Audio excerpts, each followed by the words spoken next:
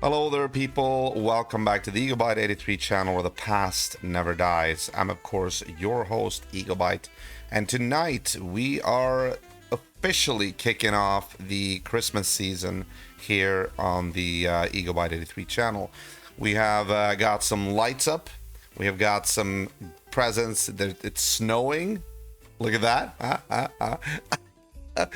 And we got the official Christmas spirit, even though it's kind of far away still. But I figured, like, you know what, I'm gonna put it in this year, like when December starts already, just because otherwise I don't get to have this out for that long. It's like 1 week or something, and then it's like it goes bye. So I want you to feel the same that I do. Like, I want to like spread the Christmas spirit, and the feeling of it. Excuse me. But anyway, that is not what I wanted to talk to you guys about. You see, tonight we are going to be streaming a little game known as This Is the Police, which is a game about a corrupt police chief played by me. And it's kind of a noir story game where you go through the life of this guy, and all the while we're managing a police department. Now, I've already played this for a little bit, and in order to sort of, how should I put it, like get you guys up to speed where I am, I feel like I want to recap the cutscenes that you see up to the point where I am in the game. So we're gonna start off this evening with just watching the cutscenes up to where I am in the game, and that is gonna take a little bit. It's gonna be like 30 to 40 minutes. It's 30 to 40 minutes worth of cutscenes, I think. So it's gonna be a little bit before we actually get into the game. But I feel like that could also be a good thing for you to actually be able to see a little bit about like what this game is all about. So we're gonna do that. I'm just gonna do one little thing here, and then we're all set to go. There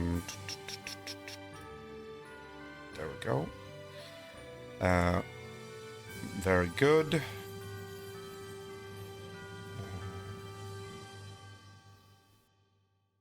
Almost there, almost there.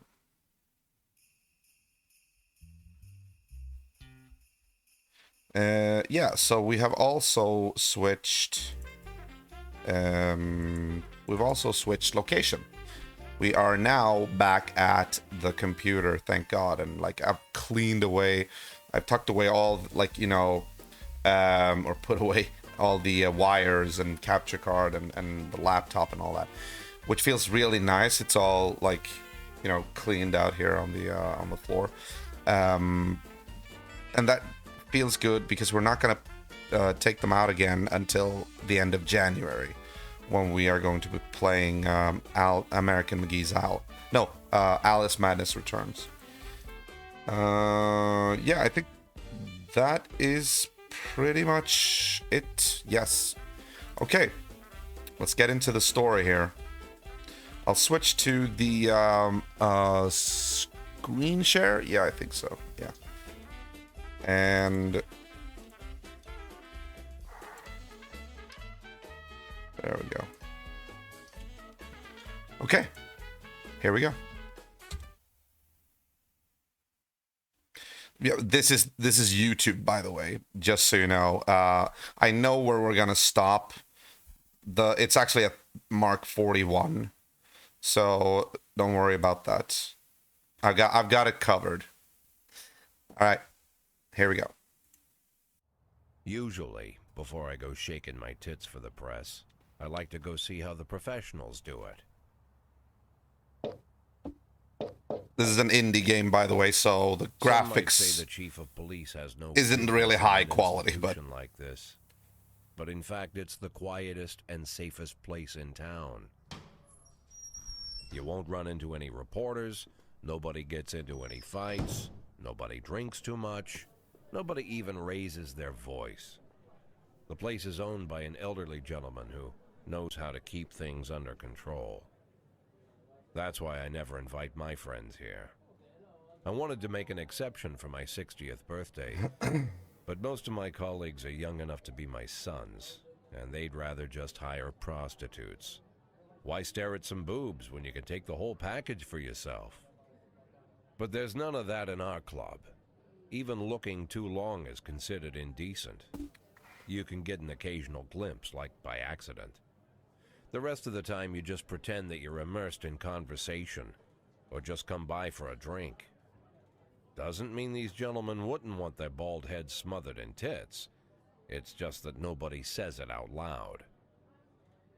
My younger colleagues might call it hypocrisy, but I call it the good old-fashioned manners. Good manners and leave the rest unsaid. She agrees to unbutton her blouse, and we agree not to pay too much attention. The girls are on a quiet prowl, too.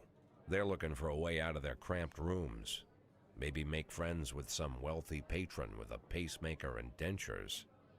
Everybody wants something.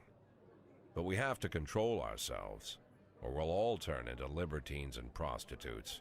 Hell, if there weren't any rules, I'd be belching and farting, jumping up on the table, arms held high, yelling, "Shake it, baby!"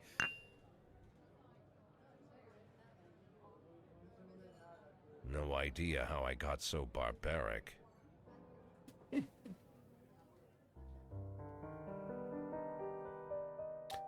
This is the police.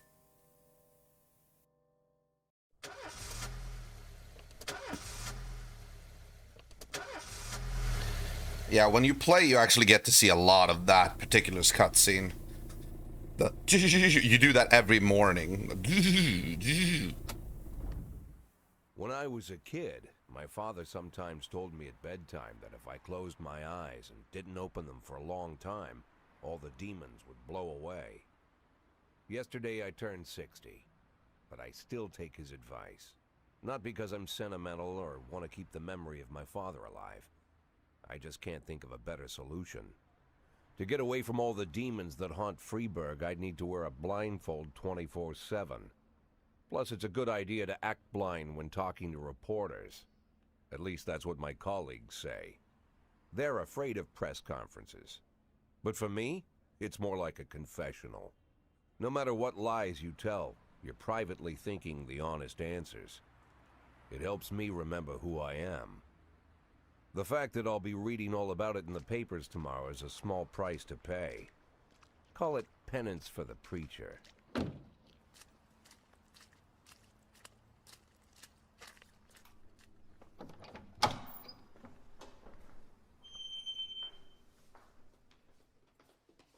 This is the first time I'm afraid of those answers my mind has given me. Not because I'm mad I'm losing my job. Though it's true, I'm mad as hell. Not because I subconsciously blame everyone else. Though I damn sure do blame them. And don't even ask me what my next move is. I can't imagine. But even that doesn't scare me. The worst thing is, I know I'm gonna have to do something. And I'll be damned if I know how far I'll go. I may have a lot of vices, but predictability isn't one of them.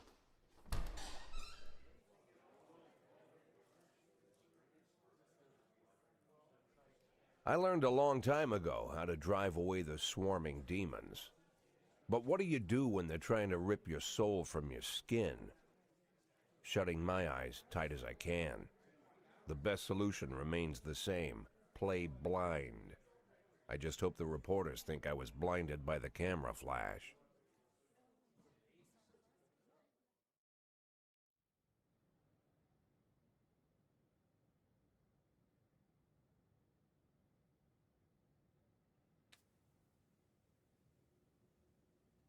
Whoa, whoa, whoa, whoa, whoa, whoa, whoa. I did not get to see this when I played.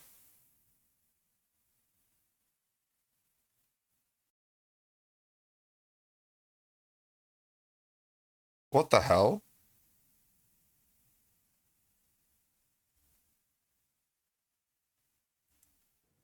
Wait a minute. Yeah, I'm pleased to report that the Freeburg. Yeah, I remember because I was wondering why he was losing his job. Um, what were these fraudsters after? It's easier to say what they weren't after. These guys were into everything from petty fraud and gambling to counterfeit and pyramid schemes. Why didn't I get to see this? How did you catch them? Catching a gang of experienced scam artists is no easy task. They're experts at covering their tracks. You got to start small, focus on the little guy, then gradually collect information bit by bit, and eventually you get to the leaders of the gang. That is actually a process that I've made use of in the game. He's saying exactly what you do when you're investigating a gang.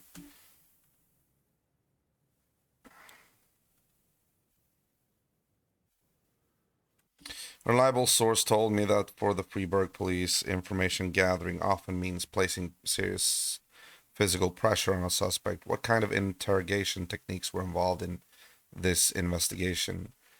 We defend and uphold the law. We don't have a secret basement full of scary tools where we are torturing people day and night. You better check out our sources. Thank you. Maybe we do.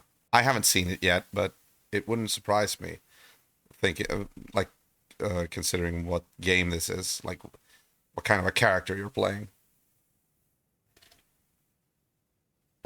Yeah, I probably should have started with this as well, mentioning that we will return to Super Mario 64 on Monday, and then keep going in Monkey Island after that, Tuesday, Wednesday, Thursday, Friday. Because as console week and Xbox Extravaganza is over now, as we finished Bad Company, we're returning to the standard schedule. So we'll see what we do tomorrow. Tomorrow is still a free-for-all. How's the back today, Mr. Boyd? Same as usual. How did the press conference go? You can read about it in the newspapers tomorrow. Don't let anyone in. Maybe I clicked past this. Even Mr. Kendrick? Especially Mr. Kendrick. No, wait. This might actually be a previous version of the game. It might have updated. Like, it may have gotten patched so that you're not able to see that now. I don't know.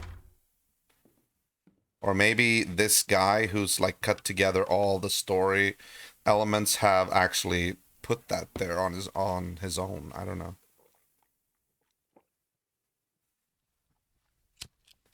We're taking pills, apparently.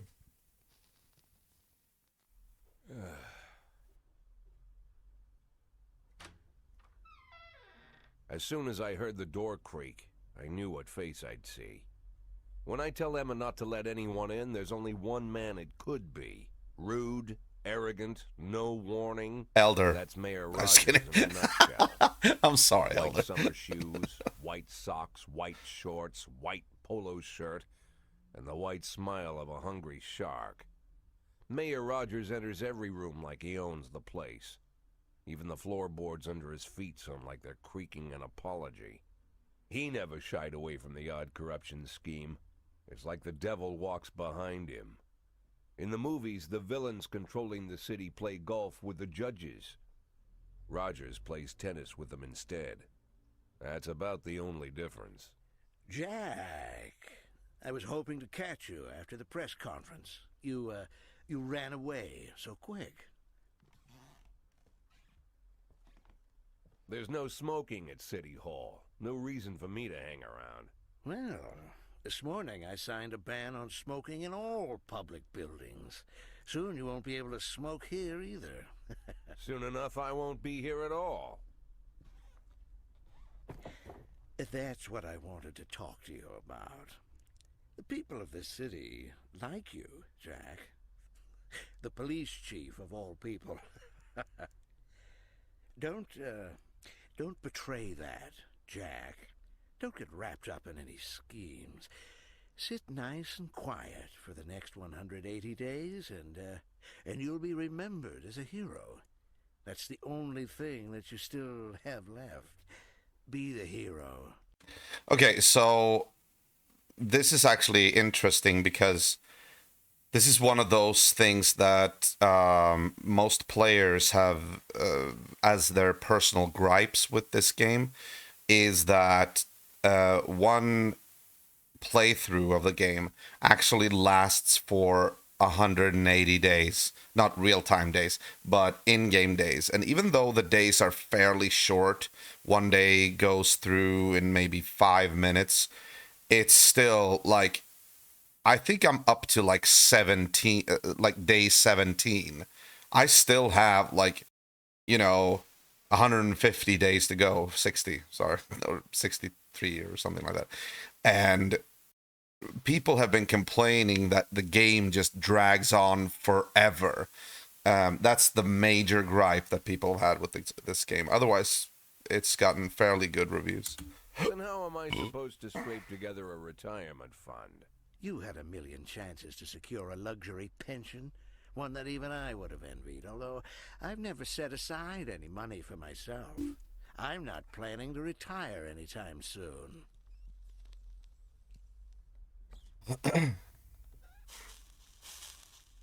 Fun thing is, this is actually the game area. You see this whenever you're doing a new day, and you see like your police dispatches and everything on this little like facsimile of the city.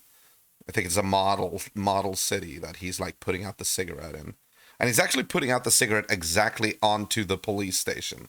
That is where the police station is placed. 180 days of quiet, Jack. That's all I need. I don't have any problems with you, and you won't have any problems with me. I have a new assistant, Troy Starr. If you have something to tell me, call him. But try not to bother him. He's a busy man. Oh yeah, there's gonna be I'll do my best. some copulation going on now, but it's not like And quit it's. smoking up the office. One of my friends will be using it soon. He's gonna call up Troy Starr now and just tell him off. I actually love this because he just listen to this. I'm sorry, babe. Only the mayor has this number. Mr. Mayor? Yeah, is this Troy Starr? Yes? Go fuck yourself, Troy Starr. Gotta love that.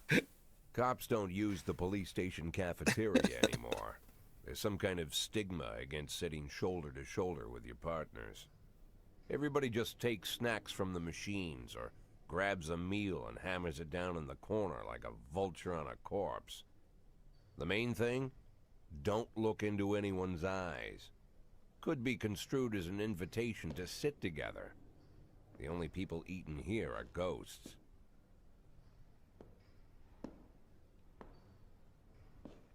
My deputy, Francis Kendrick. He recently became one of those ghosts. The subject of one of the most devastating corruption scandals in the history of Freeburg. No evidence to support the accusations, but everyone knows Kendrick's days are numbered.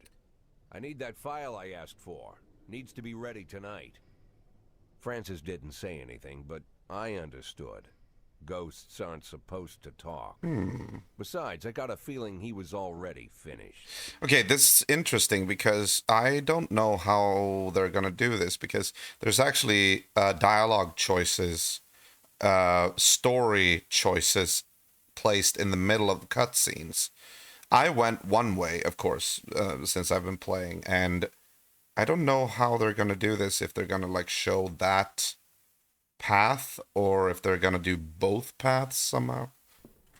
I don't know, we'll see when we get there. I've actually chosen two. There are two Used to be, when I things, asked Kendrick yeah. to stay late at the office, he liked to grumble and crack wise. Nowadays, he doesn't have the strength for it. Slumped shoulders, blank stare, wrinkled skin. The past few weeks, I don't hardly recognize my old friend. In his younger years, he reminded me of a gallant royal officer in an old Kipling story. Kendrick isn't just crumbling under the weight of the public pressure, but from the shame of it all. Internal Affairs raided the library he inherited from his grandfather, hoping they'd find buckets of cash stashed in the pages. Heard about the look on his face, the fearless policeman standing helpless in horror. I've known Francis for 30 years. The past 20 years he's played loose with the law. And I know that at a certain point every stolen dollar brings more misery than anything else. Probably sounds crazy, but I sympathize with the guy. What can I do? Your friends are your friends, and these are the waters we swim in. Called all of the people on that list today. Now they know you're in business, so you could get a call from any of them. You don't need to worry about any of them. I've cleared them all. And what kind of business are we talking here? It's nothing too serious, just like you asked. Should be just a few small favors. Payments will vary depending on the situation and who you're dealing with. How much are you looking to earn? $500,000. $500,000? Why not a whole million? Because everybody wants to take $1 million. Figured I'd try something different. $500,000 in 180 days? Well, you could earn it all above board if you netted all the big fish and hit all your bonuses.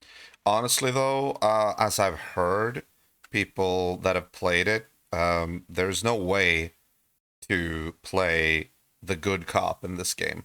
You're either a corrupt police chief or you're an extremely corrupt police chief. Like, there's like bad and worse. So we'll see. But I still sympathize with the police chief, though, because he explains his motivations. And I like that. Never knew you for a fisherman. Well, you never got into my business, and I'm not trying to get into yours. But be careful about bringing in any other cops. Sooner or later, they'll put the finger on you. And one more thing, Jack. I remember what you said, but I should probably add one more name to that list. Christopher Sand.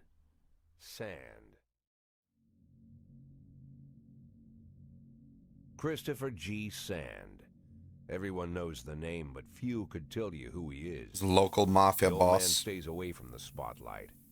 Always wears old-fashioned jeans and knitted sweaters. Gives to charity. Rarely attends social events. An avid hunter, I hear. Even dabbles in poetry. You'd never guess he's the head of the oldest and most powerful gang in the city. Goes back as far as his great-grandfather. And Sand is strict about following the old rules. He rarely involves himself in commonplace murders and robberies. Hardly needs to intimidate anyone to get his point across. The honorable The mob people who work boss. for him each have their sphere. They provide protection where needed, even work with the authorities when they want to make a deal. Meanwhile, Sand pulls the strings without getting his hands dirty. People sometimes mistake his quiet approach. A couple years ago, an arms dealer decided to expand its business without asking permission, and his whole family paid the price. In 4 weeks, Sand killed 31 people. Old men, women, even a few teenagers. And Sand's people made sure every paper reported it. Frank, I don't want to hear you say that name again. Jack, please, listen to me. I'm in with these guys. We agreed, Frank. That's not the kind of business I'm into. I don't go there. Never have, never will. Well, you'll see. Why would a man need a barn? To store all the stuff you can't bring home. About 30 years ago, back when I was young and interested in farming, I carried all kinds of junk home. After a day in the field, I'd come home with buckets, shovels, dirty boots and clothes, and instantly transform the living room. But even back then, there's something I always kept in the barn.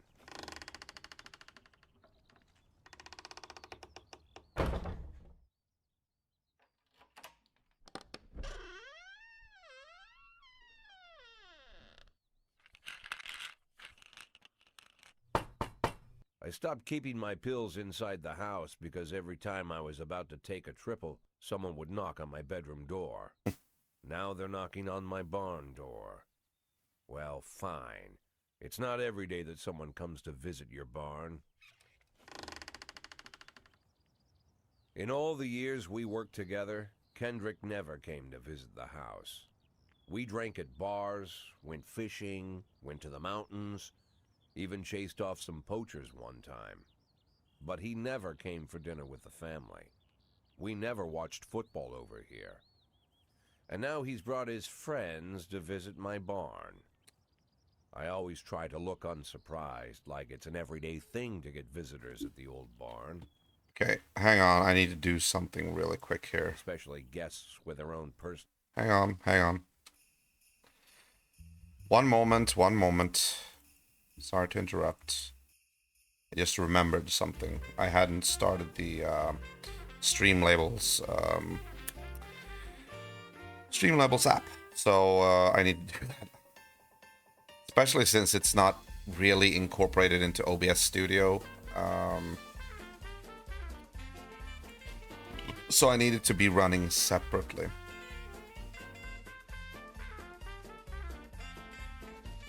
Hang on. Almost done. Let's just get it going. There we go. Okay, good. Alright, back to the story. Personal bodyguards. But Kendrick is sharp enough to see he's caught me with my pants on backwards.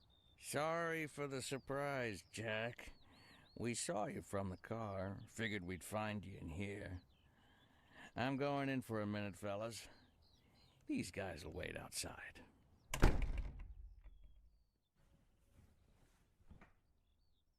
How long you been dating the lover boys? They're Sans people, Jack. Yeah. So now you're appearing in public with members of the Mafia? Jack, I'm leaving tonight. More like fleeing.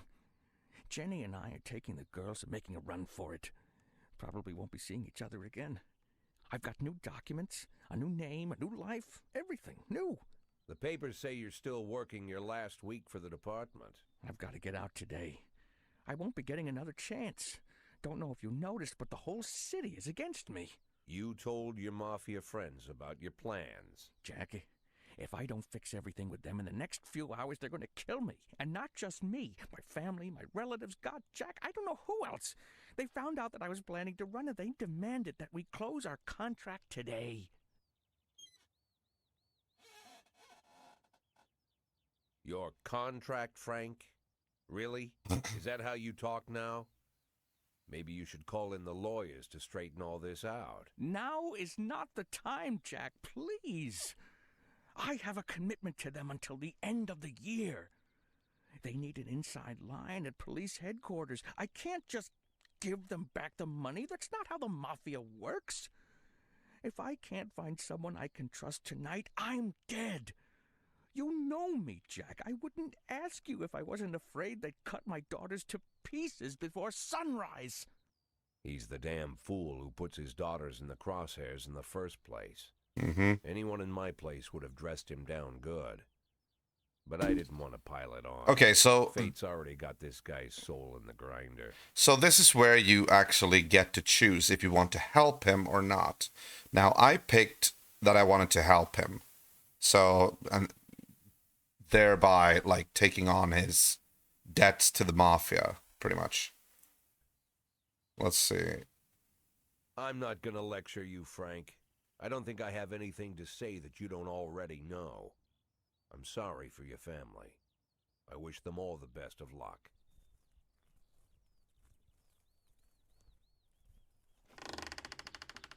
I don't remember if that was what he said when I made my choice.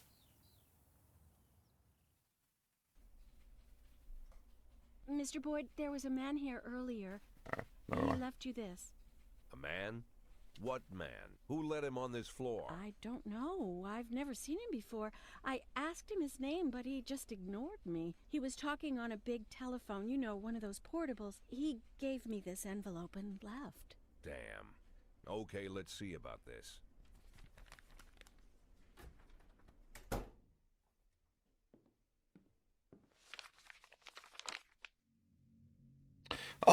Okay, this was not the The photo choice could I have been made. doctored, of course. But Sand doesn't go in for cheap theatrics. Kendrick is dead. His family is dead. And they probably died slowly and painfully. No, this is not what I Sand's chose. got a bigger game. He's not trying to frighten me. This is interesting, though. I actually get to see what the other choice would have resulted in. He's just trying to clue me in on the facts. I didn't agree to work for him on my own, so now they're just going to insist. Yeah, I kind of figured that was what was going to happen anyway. Boyd. Good morning, Jack. I believe you just received my message. Who am I speaking with? Oh, I'm sorry. I forget some people don't recognize my voice. But I assure you, Jack, if I was sitting right there in front of you, you'd have no trouble recognizing me. Like I was a member of your family. This is exactly... A wife, perhaps. A wife can betray you. This is what he said to me as well. I don't talk to people who don't tell me their It's the names. same conversation, it Don't seems. be so childish. You're too old to run away from strangers. Yes, we both are. I pretty much got Old age an comes envelope, not later a... and all the more precious. But of course, we must work with new people. Oh, yeah. I got the same envelope. This is what happened. I made the choice of actually helping him. And Jack said something about, what could I do? He's my friend. Because he didn't want anything to happen to him or Kendrick or his family. So when we got to the police station, I got the same envelope, but the picture was not of decapitated heads. It was actually of Kendrick and his family boarding a plane. And he said, like, oh, I got the message. They're out of the country. Like, and he's like, good luck, Kendrick, you know. And now Jack is in it instead. But this, I think, is pretty much the same conversation that I got And over find the out your phone. names. So if you insist, Jack, let us formally meet. Hello, Jack Boyd. I'm Christopher Sand. Wonderful, Mr. Sand.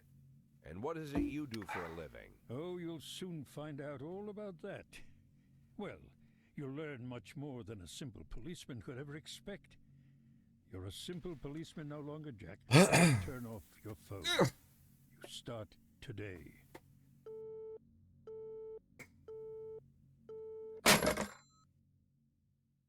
Pissed off. 8 in 10. It's been my go-to principle since my first day on the job. I've got to let my colleagues hush up what they need to, 2 out of 10 times, so that they'll help me with the remaining 8. 80 out of 100, 800 out of 1,000. I'm proud of those statistics. It's not so bad for Freeburg, right? But now I just officially became a mafia whore. I'm supposed to be fearing for my life, for the lives of my wife and children. But the only thing I can think, what's gonna happen to 8 and 10?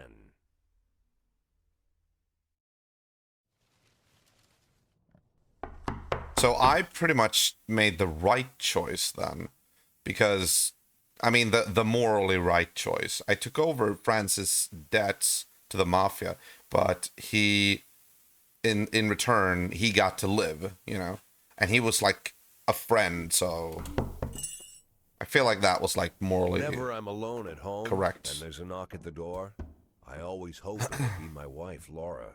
She's always forgetting her keys. Hello, my name is Steve, and you're Jack Boyd, is that right?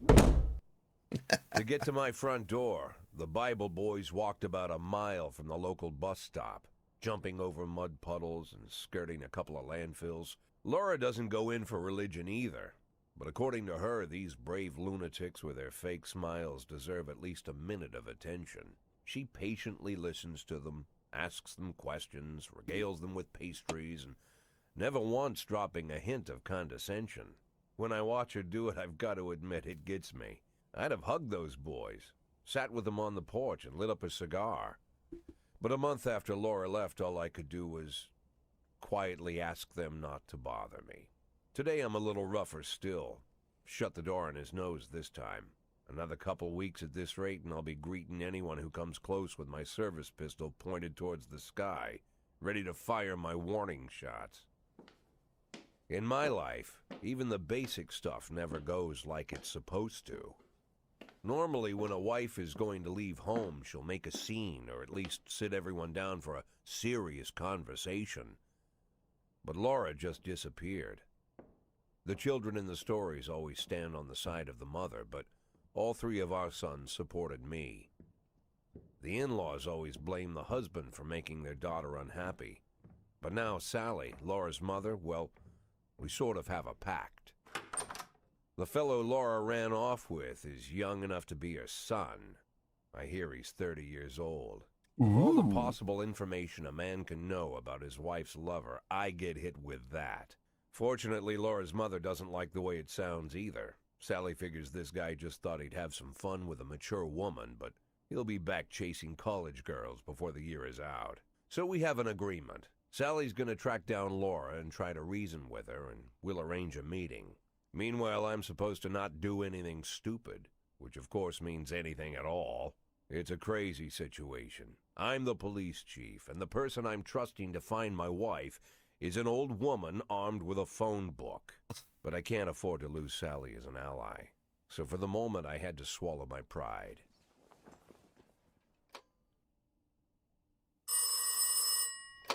Hello. Mrs. Markham, this is Boyd. Oh, is there any news? That's what I wanted to ask you. Have you found anything? An address, phone number? Have you spoken to her?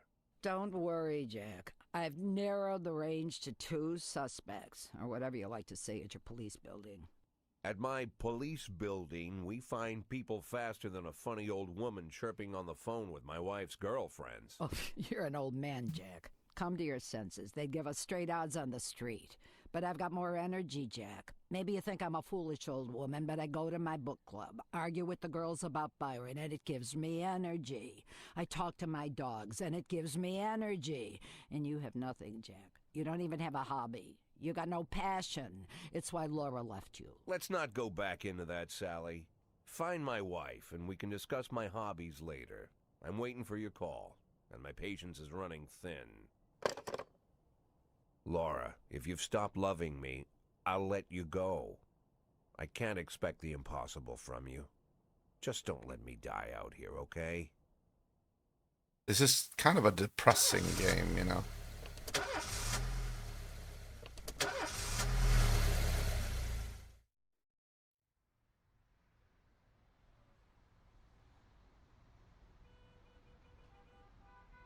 The people of Freeburg have built up a tolerance for the petty horrors of modern life. You'll never see crowds gathering around a beaten passerby. Folks rarely even slow to gawk at a car accident. And street theft doesn't turn heads anymore. Been a long time since people got worked up about stuff like that. So when I ran into a troubled That's a bad crowd sign, after though. work, I knew there was something serious going on. Something bad enough to knock these people out of their daily rhythm. And we're talking about people who would step over a corpse if it was blocking the door to the coffee shop. But apparently all it takes is a bunch of leaflets, or spreading broken glass across Main Street, or releasing a couple of hundred rats in the ice arena. The mysterious figure taking responsibility for these strange acts goes by the alias Robespierre. Nobody knows who he is, what he wants, or what all this adds up to, from the buckets of lard spread on the sidewalk to the front door of City Hall covered with ostrich feathers. But this strange cross between childhood pranks and cheap theatrics has got the people all worked up. Everyone understands when some Freeburg crook satisfies the basic human need to rob and kill.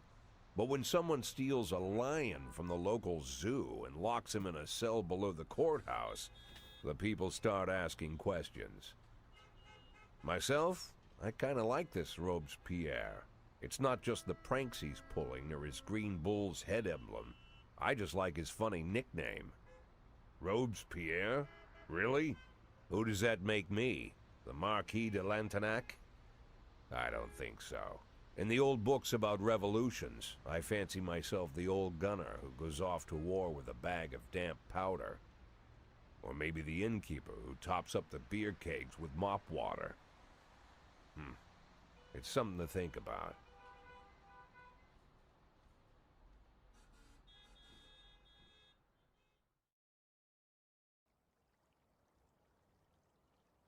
Taking a piss.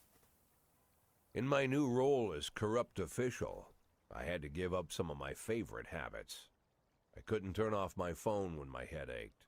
Couldn't sleep till noon on Saturday and let the rest of HQ take up the slack. No more days off to go fishing. But my weekly visit to the old Colony Club was more like tradition. One night a week, I absorbed cigar smoke, the vague smell of alcohol, the stench of urine, all mixed with toxic levels of old drunken belches. Same picture it was 30 years ago. Tradition's gotta be honored. And to stay faithful to the advantage of the scandal... Sorry.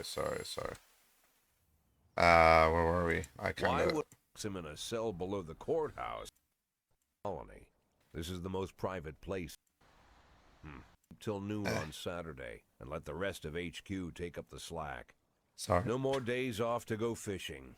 But my weekly visit to the old Colony Club was more like tradition. One night a week, I absorbed cigar smoke, the vague smell of alcohol, the stench of urine, all mixed with toxic levels of old drunken belches. Same picture it was 30 years ago. Tradition's gotta be honored. Okay. And to stay faithful to the tradition, you've got to respect the standard rituals. When you're about to roll out of the club, you need to take a deep breath and count to 100. If your stomach doesn't do a backflip, you should be good to make it home. This time, I only got up to 60. I was interrupted. Why? You look even better than you do on TV. There's nothing more impolite than approaching people in the alley at the old Colony. This is the most private place in the city. All who enter here dirty their shoes with the most elite stream of vomit in Freeburg. This asphalt has been blessed by judges, lawyers, artists, businessmen, and all our politicians. Takes a lot of balls to crash the party. My head was a drunken haze, but I knew who he was. Hey, Tom. Cartoon gangster suit straight out of Dick Tracy. Fancy voice, fruit cologne, sassy strut. That's how the newspapers described Vikas Varga, rising star in Freeburg's criminal underworld. He appeared out of nowhere, and with the support of the local punks, Varga broke all the old rules of organized crime. He killed those who could not be killed, traded what could not be traded, and robbed those who could not be robbed.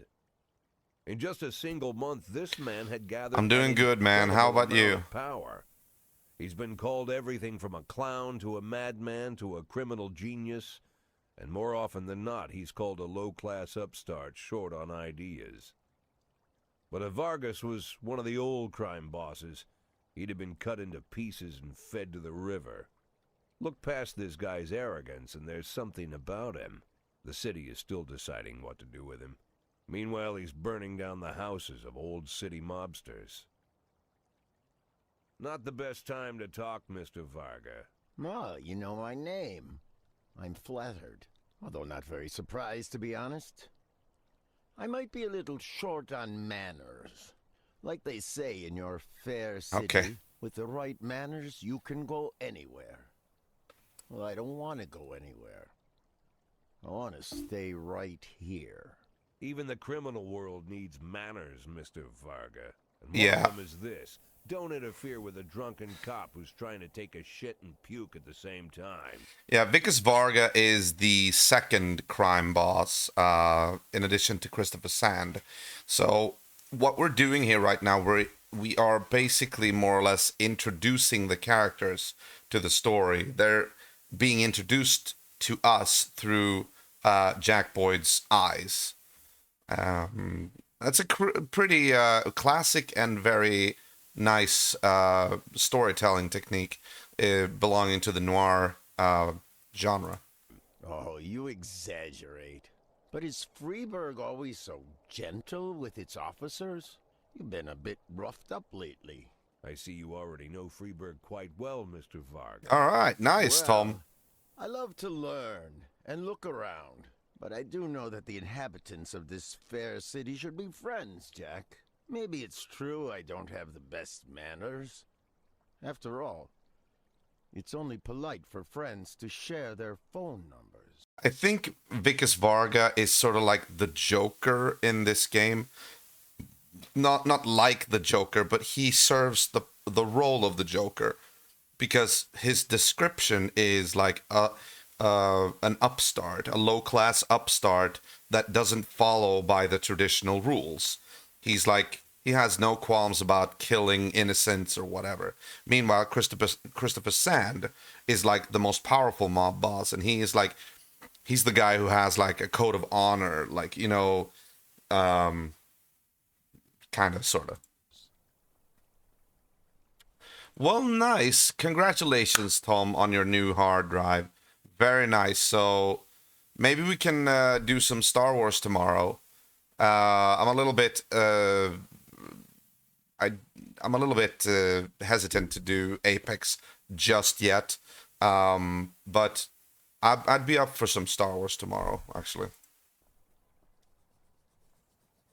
And he writes his number on the arm. This city of yours moves so fast. I feel like I'm hooked on amphetamines all over again. You wake up in the morning full of ideas, and by nightfall, you've all had each other killed. So don't wait too long to call. I don't mind if you're drunk. It's all the more fun. I'll be stoned myself, most likely. Hell, I'm a little stoned right now. It's the only way to live in this place. I like your city, Jack.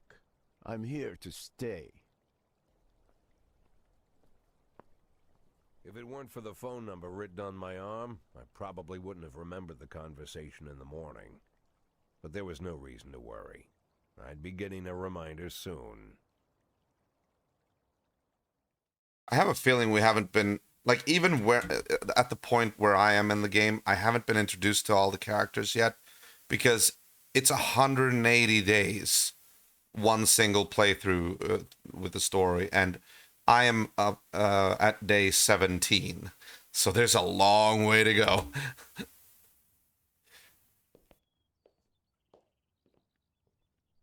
Very long way to go.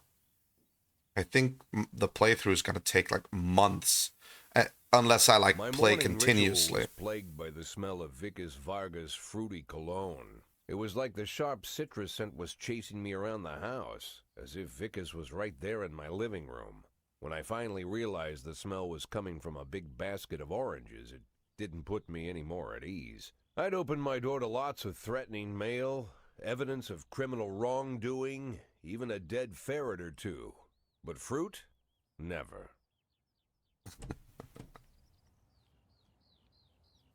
You the fruit guy? Excuse me? Was it you that brought the basket of oranges? Nah, it was here when I arrived. Fine. So, what do you want? So who are you? Today, I'm your driver. And where are we driving? To work. That's it? Yeah, we have to make an important stop along the way. Where?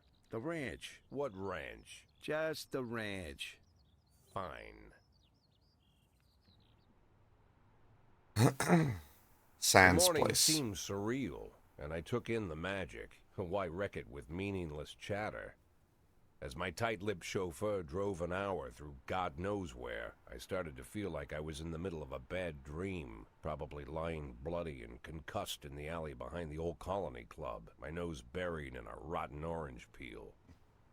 But no, this was no dream. The silence was real. The sound of the engine was real. The dust was real enough, too. And there was the ranch over the horizon. It all seemed familiar. The Sand family's overbearing mansion has been the talk of the headlines for decades, but few have managed to get closer than a few miles. I guess I'm just lucky. So what does he want to talk to us about?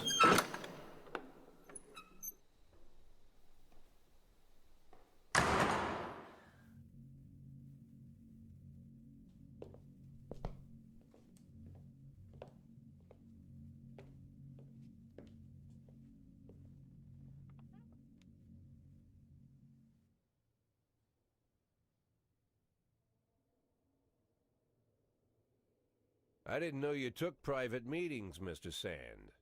Only if I expect good company. I'm surprised my company ranks at all. Today, yes. Today is a special day. So it seems. Do you often go to the old Colony Club, Jack? Every week. Meet any interesting people there? As a rule, no. Sometimes you make a date, right? Sometimes make new friends. Sometimes, I guess. But that's not why I go. And why? I consider it a hobby. A hobby. Do you know anything about my hobbies? Well, judging by the half-dozen animal skins I stepped on walking over here, it's not much of a reach to say you like hunting. Love it. Well, I say that now. It seemed so tedious when I was a child. Took ever so long. But now I'm older. I've developed a new talent. What talent is that? Patience. The will to wait for the right moment. Let's say you want a deer. You know, you deserve it. You've even decided what dishes its meat will go to and where you'll mount its horns. But to get that deer, you've got to wait. To sit in the bushes and stay nice and quiet. Professional hunters will tell you that the hunt is a rare craft. There are many rules. It's shrouded in mystery and ancient skill. Well, that's all complete nonsense. To get a deer, you just sit on the sidelines for a long enough time, pinpoint the moment when it's finally time to shoot. I learned the talent, Jack, but not like you, oh, Jack. You truly are the master. I don't understand. Oh, come on, Jack. I know about the 500,000. I know your plan. Kendrick told me everything. Needless to say, I'm impressed. While some people learn to hold their breath for minutes on end and not to rustle the leaves too loudly, why you decided to just become the foliage. You turned yourself into a bush, surrounded by deer who've been so fruitfully multiplying for decades. But all this time you've held your rifle at the ready. Forgive an old man his imagery, Jack. I've the heart of a poet, I confess. Look, I don't know what was said between you and Kendrick, but it sounds like you got it wrong. He's like, I'm I confused think I now. understand everything just fine. And I think we understand each other quite well. Jack, in the coming war, we'll make excellent partners. That is the next place where you make a choice. If you want to support Christopher Sand or Vickis Varga. Guess who I chose to support. What war? One war falls upon every generation. My grandfather drove out the Ambersons back when he was 27. My father destroyed that psychopath gangster, Maurice Bell, when he was a sprightly 30. At 69, I'd begun to think my war had passed me over. But my time has come at last. Tomorrow, Vickis Varga declares war, and I'm obliged to answer. So, we're talking about Varga now. I don't know how he thinks. I don't even know whether he plans his actions or not. I can't divine his purpose. Hell, I don't even know where he comes from. He's a man not of our breed, wouldn't you say? But when he arrived here, I invited him in, told him we could work together. An official invitation penned in my own hand and written on some very expensive paper. And can you imagine his reply? A fruit basket. What sense can be made of such a message? I guess it means whatever you want it to. Precisely. I'm late for work, Mr. Sand. You know, Jack, I could just give you 500,000 right now, cash, whatever denominations you like. But I would never insult you so. If I went stalking my prey for so many years, I wouldn't want someone else to shoot it for me. I understand you, Jack. And I'll never ask you for it. Jesus.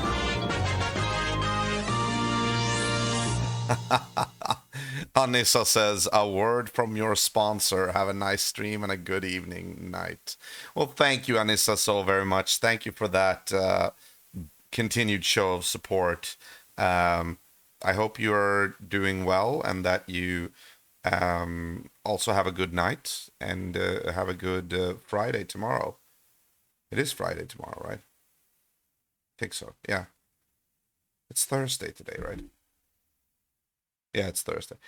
Yeah, so I hope to see you again soon. And if you If you want to, you're always welcome to stay. Nature, just think about our conversation. Think about it. And call me. Alright, we're approaching where I am in the game now.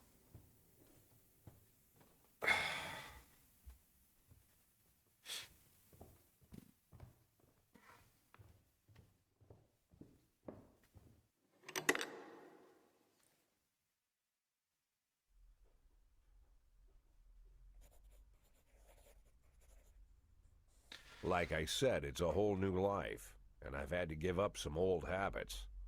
One of them, keeping away from things that don't concern me. Now I can't afford the luxury. This spotlight I'm under, concerns is all I got.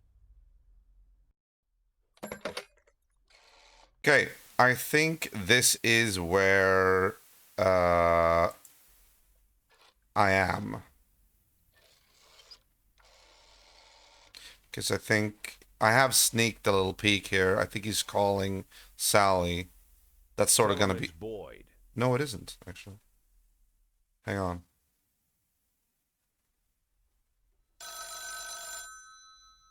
Oh, right. He called... Yeah, okay. So that is where we are at right now in the story of This Is the Police. So now we can finally begin the game and pick up from that point. Now, there aren't cutscenes everywhere or like every like downtime, but they come and go every so often. And right now we're just gonna be doing the playing through the game, or playing for a couple of days and manage the police department. And I'll try to explain as best as I can what's actually happening in the game. Usually, before I go shaking my tits for the press. Hold on. No. I like to go see how the professionals do it. Yeah, there we go.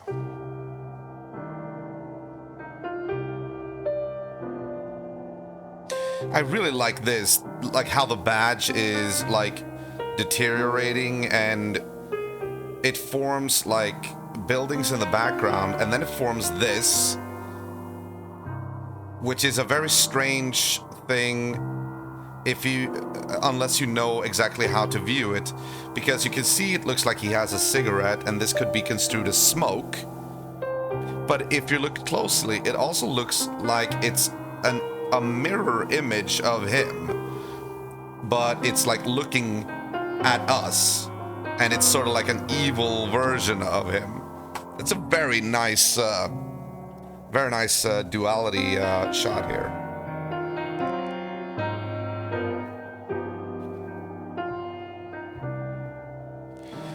Okay, I might actually have to lower the volume a little, just a little bit. Yeah. Never mind. Okay, so we are going to be doing this. Hopefully, we won't get muted. The video, I don't know if the video is going to get muted because this might be copyrighted music, but we are not allowed to play the game unless we put on a record every time we're starting a new day, which is a little bit annoying, but yeah. All right, let's continue.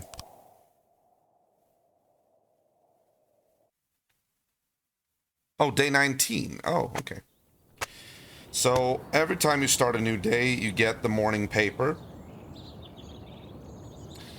3 morning papers. I'm still trying to figure out which morning paper is liberal, which is conservative, and which is like the independent one. Mayor calls prosecutor's office to check Robespierre's statements for extremism. Robespierre, I'm pretty wealthy, but deeply unhappy. Okay. So this Robespierre guy is a little bit strange. University of Freiburg. Tuition costs... Okay, go to work. Told you. Alright, so when you get to the police department, you first are introduced to the locker room. This is where you manage the shift that you are going to be sending out during the day.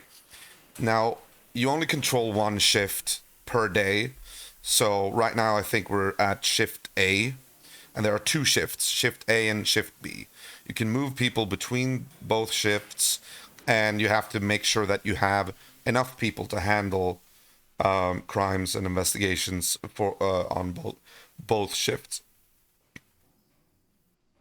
And whenever you start up a new day, you might get these things like people asking to take a day off, and it's up to you to either tell them no or yes but come tomorrow. If you do yes but come tomorrow, they will come in tomorrow, but then they'll be forced to work the shift after, and they'll be doubly exhausted from working 2 days in a row. So you kind of have to balance it out. Let's see what she's saying. She's an investigator, actually. So but she took a day off before, and she didn't tell me about it, or like called in sick or anything. So she's not really professional. The level of professionalism you can see up by the star. Now, professionalism can go as far as, like, I don't know, 2,000 or something like that. But the average police, like the normal professional police, is around 150. Now you can see she has 100, so she's like below average in professionality. So that's why she did that and took a day off without even calling in.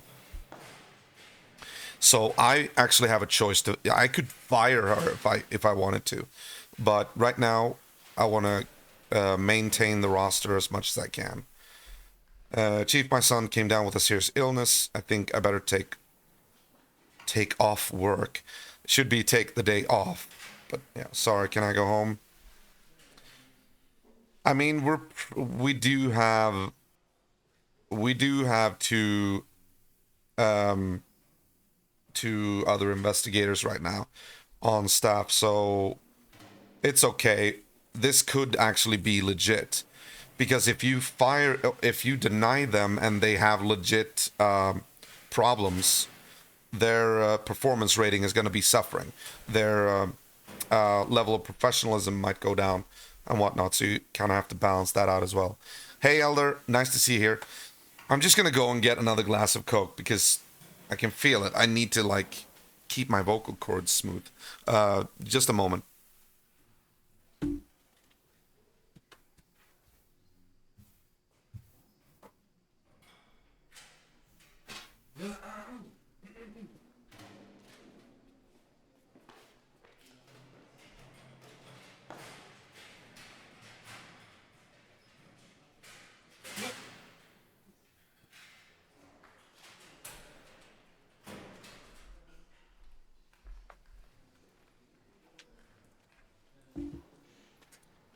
So, Elder, did you see the story before we started the game here? It was like 40 minutes of cutscenes.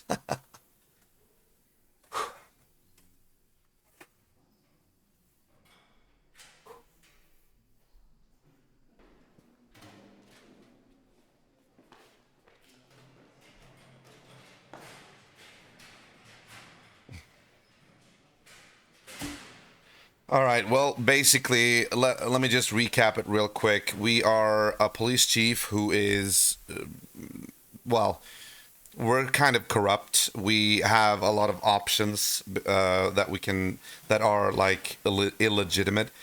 But we are also, our name is Jack Boyd. Jack Boyd is he's the police chief, and he is kind of a good guy. But right now he is indebted to the mafia because he took over the debt of his friend, which actually did survive, did not get killed, because I chose to actually help him. So he could disappear without dying, and his family I kind of saved them. So now I am indebted to the mafia. So now I have to help them. The Sand Mafia. Christopher Sand rules the mafia, which is the honorable mafia, kind of, sort of, in the town. Meanwhile, another guy, Vickis Varga, is trying to take over the criminal underworld, and now there's actually a gang war going on between the two powerful mob bosses. And I have chosen to support Christopher Sand, the sort of honorable mafia boss, because Vickis Varga, they're portraying him as playing by his own rules and actually having no qualms of killing innocents and whatnot.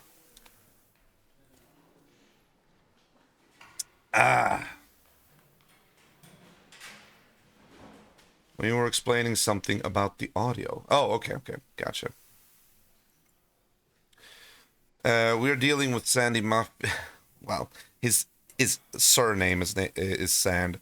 I've actually encountered other people who are named Sand, so I think his family is like have people like in the construction and other franchises and whatnot. He's like spread his family members around, you know. But anyway, so that's where we're at, and we also have the overarching story that we're always continuing to work towards is for 180 days, we need to like just keep the peace in the city. Try to keep the death toll low for the mayor to like us and all that, and the mayor actually gives us resources, so we need to be on good terms with them as well, City Hall. But it's going to take a while because I'm only up to day 19. So yeah, we'll see. I'll keep her on staff for now, but if she does one of those, like, I'm not going to come into work and I'm not even going to call, then I'm going to fire her ass. All right, so this is Shift A that we're doing today. Kill all the bad guys, gotcha. Yeah, but also there's a moral line to try to balance. You can be completely corrupt, but if you do like a lot of illegitimate stuff, you're gonna be prosecuted by the local DA, and you create a lot of problems for yourself. So you'll get the hang of it.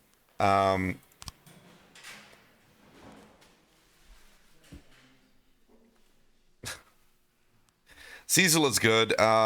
He actually has a professionalism rating of 800. That is very good. The more professional a police officer is, the more they are capable of handling crime. The more they are responsible towards citizens, the less they are to just, not care to come to work today. You want the rating to be as high as possible. The standard, like the average rating where you don't have to worry is 150.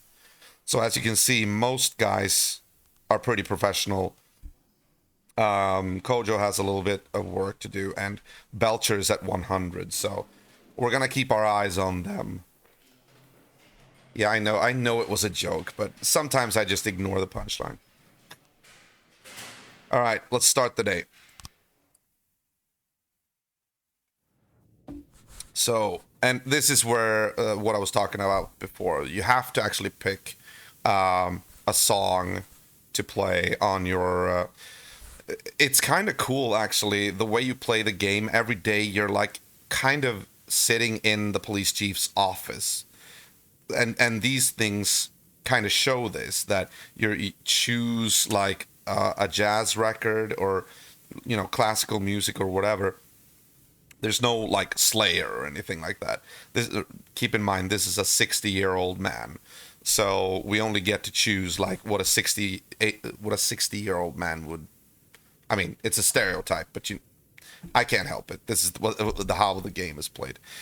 And you can go to the catalog and order new records if you want. I've actually ordered all of this just to have some variation, but it's pretty much just a mix of blues, jazz, and classical music, basically, so far. But they do say that there's always like new records coming in, so we'll see what happens. Right now, let's. I'll go with this one. Yeah, sure. Why not? Singing them, John Sangsters. So I'm hoping this is not going to be muting the VOD, but you never know. So the new day starts, and there's no pause mode here. So you actually have to do like this. So here you go with the. You got your date and time up here. You got your money up here. Down here is the active shift roster. This is where you dispatch your cops. You have access to SWAT from the beginning, and you also get like other stuff, like the paddy wagon. I didn't have that originally, but I did something which awarded me the paddy wagon. I don't remember exactly what I did. Yeah, I know, there's no pause. You know what I mean. Don't be coy. I mean, there's no, like, you know, that you can just pause it. You have to actually bring up other menus. So here's, you can go, for instance, in the affairs, you can go to police station. Here you can check the status of all the cops. Like, for instance, you talked about Cecil. You can check the info on Cecil. You can see if he's had, like, for how long he's been working, if he's had successful assignments or failed assignments. He hasn't had either because because he is actually a new recruit. I recruited him, I think, yesterday in game. So he's a newbie, but he is the most professional on the entire Shift A, which is pretty cool. We don't know his political views, and he seems to have alcohol problems. Interesting, okay. You can also choose to move him to Shift B if you want to, and we can also fire. Now, if we fire someone, like for instance, if we take Belcher, so if we try to fire her, for instance, if we do that, we get this screen where we can choose to either fire legally or fire illegally. Now, you can only fire legally if you have legitimate problems with that person. But she apparently hasn't qualified for being fired legally, even though she didn't come to work at one point. This should be checked, and I should be able to fire her legally. But anyway, okay, never mind that for now. Or you can choose to fire illegally, which, as you can see, may result in serious consequences. So you have to, like, think about that. Labor market, this is where you recruit new police officers. Backlog, here's where you have, like, old cases. City Hall. This is where you can request, like, petition City Hall to grant you stuff like SWAT upgrades, request a pay grade raise.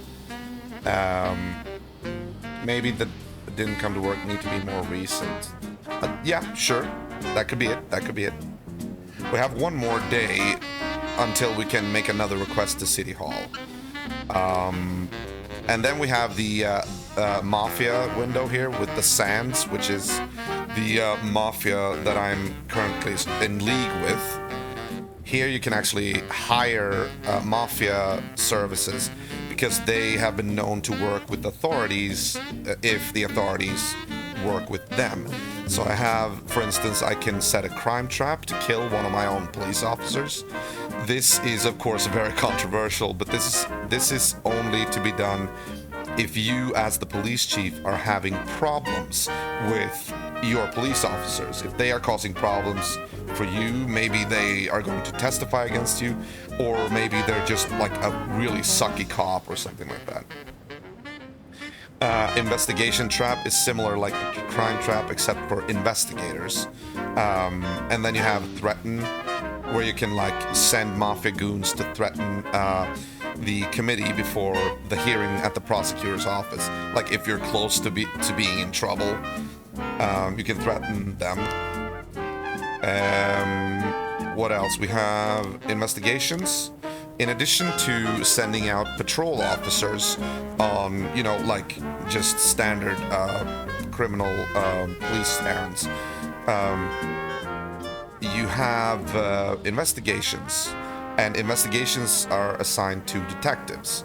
Now, as you can see, I have 3 investigations going on right now, and I've assigned these detectives to each investigation. For instance, if we take this hit and run, we open this up. Oh, that's actually done. Oh, yeah, I got done with that yesterday. That's true. Okay, let's take this one. Destruction of property. Open up the case. We can see this is how it's done. There was like something that has happened, and then you get you assign a detective, which every once in a while gives you photograph frames, which you have to line up in the proper sequence in order for the case to be solved. And in the beginning it is easy, but as you get more like frames to put in place, it gets really hard eventually.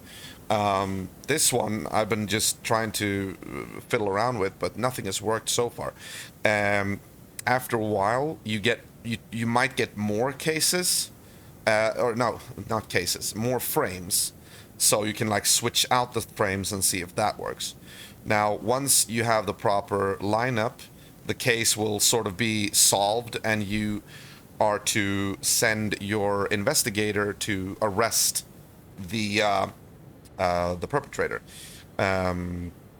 We're actually going to do that in a moment, so you can see how that works. Gangs, yeah. So we can also investigate gangs, which is when you like, you know, you have like a sort of like a character board, you know, like you always see in the movies when they connect, you know, the lower tier and then the mid tier and then the gang leader, and you have to like investigate them sequentially, you know. Yeah, exactly. They frame someone, exactly. But yeah, these are empty right now because I don't have any active gang investigations. Archive, I don't really know what this is, because all the cases that I've had so far I have solved, so I thought they would show up here, but they don't. I don't know. Then you have the deputy. I got a deputy like 3 or 4 days into the game. Now the deputy is sort of your right-hand man. He can, for instance, we can send police, our guys to police academy to train them. We can, if we're feeling generous, we can send them to, you know, have a party, a small informal outdoor party, a barbecue. You can only do this for one person though at a time. But yeah, this is probably like just to, you know, boost your reputation with that person, I think. Hire a snitch, pay an employee to gather important information for you. Yeah, so the deputy is pretty much in on it. He is managing your, he's sort of taking care of the, you're able to take care of the local problems with your police through him. Statistics. Yeah, here you can actually see the statistics of your department. As you can see, I am up to day 19. I have 161 days left. This, as I said before, is the main gripe that most players have with this game.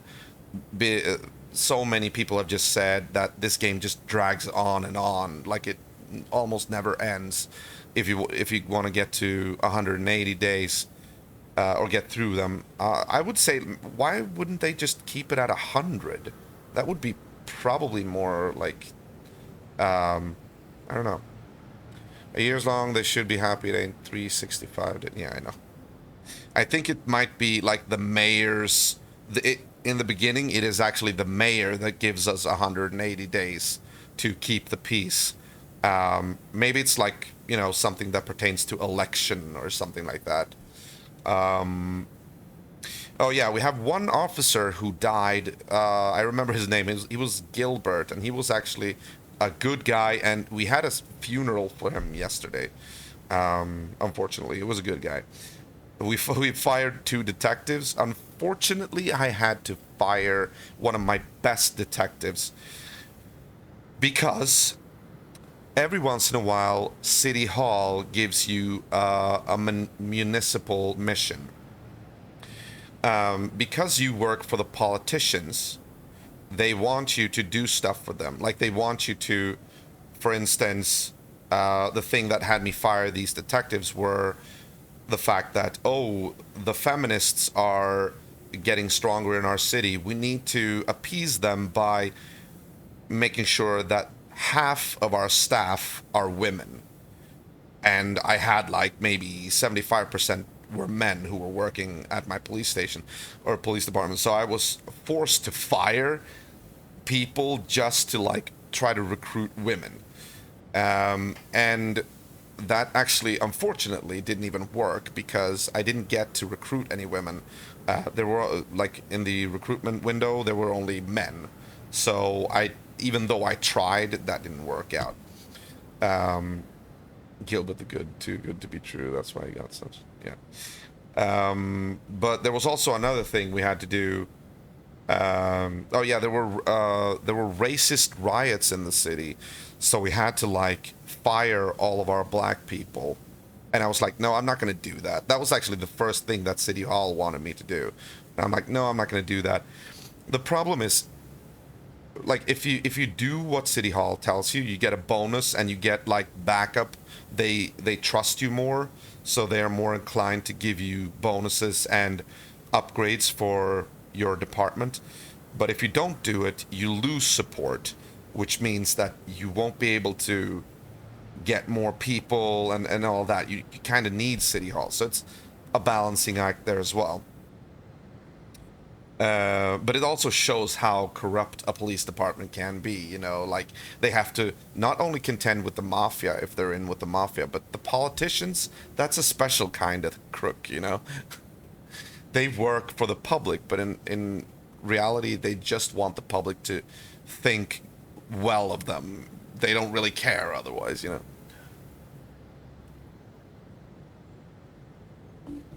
Yeah, exactly. So here I have crime solved and failed. I've failed 14 and I've solved 50. So I think that's a kind of a decent rate at any rate. Cases solved 5. Yeah, that's good. And of course, here we get to see the best officer and best detective. These are the ones that you should give stripes to. Now, stripes are advancement in rank, and I'm still a little bit vague on what stripes actually do. I'm gonna have to research that, but it is like something that you can do. I think maybe every week or something. You have like 3 stripes or something like that. I think I have 1 stripe right now that I can deal out, or unless I've lost that. I'm not sure exactly.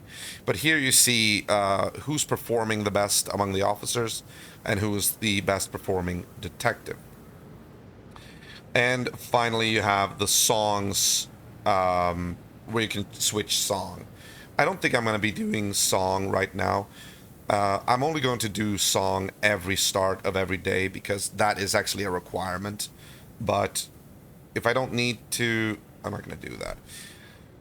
So before we start here as well, I'm just going to say that you might see that there are 2 like columns, one over there and one over here. Over to the left, you have your calls. Like that is where you get stuff that are reported. You know, somebody called 911. Okay, we got a case. We got a crime going on here.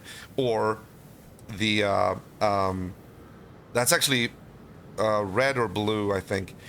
As you can see, these are yellow and purple.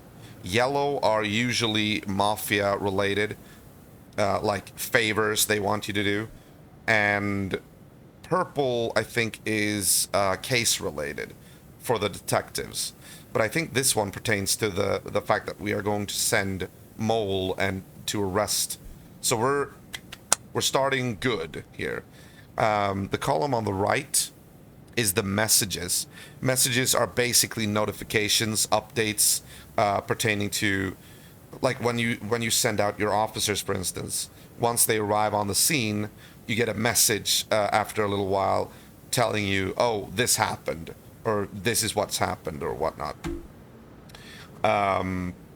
So that's basically notifications and updates. Sometimes you have to send backup, for instance, but you also have to determine if that is actually needed. For instance, I think I sent like 6 officers, which is quite a lot for this early in the game, to a crime scene. And then they called in and they requested backup. But I denied them the backup because I knew one of the officers were even like really professional. I think it was Bastian, actually. Because I knew they could handle it. And true enough, they did handle it. So what you want with every crime and case as well is you want perpetrator caught, no civilians killed, and officers survived. Basically, you know, that's the perfect. Perpetrators can escape, but that's not too bad. The worst thing is, of course, when an officer dies. But we'll get into that later on. Okay, so here we go. Yeah, let's do it. So, let me see. Bomb threat at St. John's Cathedral. Oh, yeah, and every time you get a call, there's a timer. You need to, like, answer it before the timer runs out. An irate lumberjack by the name of Grisham Frank claims that he planted a bomb in the cathedral. He says he'll blow up the building with everyone inside unless the police arrest the priest. Apparently, the priest convinced his recently deceased wife to refuse treatment at the hospital and ask for God's help instead. Now, excuse me, this is how, like, where you assign your officers. Now, as you can see, some of the slots are locked. That means, of course, that you cannot send more officers than the allowed slots or the allotted slots. Now, this varies actually how many are unlocked for every crime that occurs. The least you can have is 2 slots open and the rest locked. That means it's a fairly low risk assignment. I've had as much as, I think, up to 6 officers. That was like a bank robbery or something like that. And then, of course, you can also, if it's like really heavy-duty crime, you can send either SWAT or paddy wagon up here when that's unlocked too. So right now, this is 4 officers, so I'm going to send Cecil. I'm going to send... Actually, we'll send Cecil because he's really professional, so I'm going to send some guys who are not as professional and just work on their professionalism level. Kojo, Kodu, and Melee. Yeah, that works. Okay. Hit and run, Kevin. This is the case that we were working on yesterday. So everything is actually solved, so the only thing we need to do is arrest William Holden, who was the perpetrator in the hit and run case. So what we do then is we have to send the investigator, who's always like selected here by default when it's time to arrest someone, but we also always have to send 2 officers with them. So I will be sending Robbins and Simonetti to go to Kevin's throat bar and arrest William Holden. Without the lead detective, there's a lower chance of success. Oh, I thought she worked on that case. No, she's on shift B. Ah. Okay, maybe I'll wait until tomorrow then. That's a good opportunity to see what happens if I wait another day. It doesn't matter that much if something bad happens, because like this is the first time I'm playing this game, so could be good to see. All right, I'll do that then. We'll leave that case for tomorrow. Okay, salary. Here's your week's salary. Thank you. And all right, so we got some. We got an assignment from City Hall. Hire Asian cops. A Japanese businessman who must remain nameless will soon arrive in Freeburg. The city hopes to sign a major contract with him. As our guest, he will examine many of our institutions, including the police station. His visit is scheduled on August 5th. Okay. Please take care. Oh, and it's August 2 now. August the 2nd. Please take care to ensure that at least 3 Asian officers are working on that day. Okay, so shift B on August 3rd, shift A August 4th, shift B then. Let me see, shift B is this. This is an Asian. And this is an Asian. Yeah, okay. We're gonna have to transfer an Asian from shift A to shift B when that day comes. I might send over Kojo or Kodu. Okay, nothing we can't handle. Nice.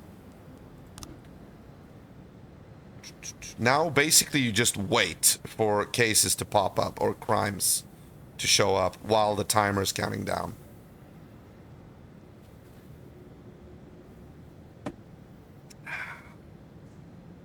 Officer on scene. Looks like we have a situation here. Okay, the cathedral is full of visitors, so now we have to make a choice as police chief. They're basically calling in to ask how we want them to proceed. Now, usually they'll give one like proper option, and then they'll give 2 other options, one of them being like really crazy. I have picked the really crazy option before, and some of the times that has actually worked. So you never really know which is the right choice. Find the priest and begin the evacuation. Deploy all forces in attempt. Bomb. Announce the bomb threat and order everyone to evacuate immediately.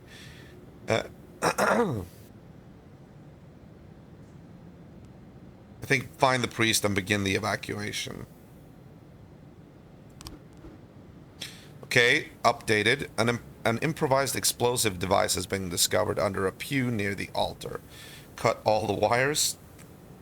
Maybe not the best way to go, because one of them could be like, you know, the thing that prevents the bomb from exploding, and that would make the bomb explode. Disconnect the battery. Ensure that the cathedral has been evacuated. Without the battery, I'm thinking there's a clock. Without the battery, the clock doesn't count down. And that would make it like 0, right? Or something like that. It would take away the timing thing, so I don't know. Ensure that the cathedral has been evacuated. Yeah, okay. Yes. Now this is the screen that you want to see. Offender caught, of officers unharmed, civilians unharmed. And whenever you see this, all the guys that were on the case, their professional levels usually go up between 5 to 15 points. Standard is 10. Kind of depends on what they've done. So that was a crime that was completely solved. Now let's get them back and just wait it out, see what happens next.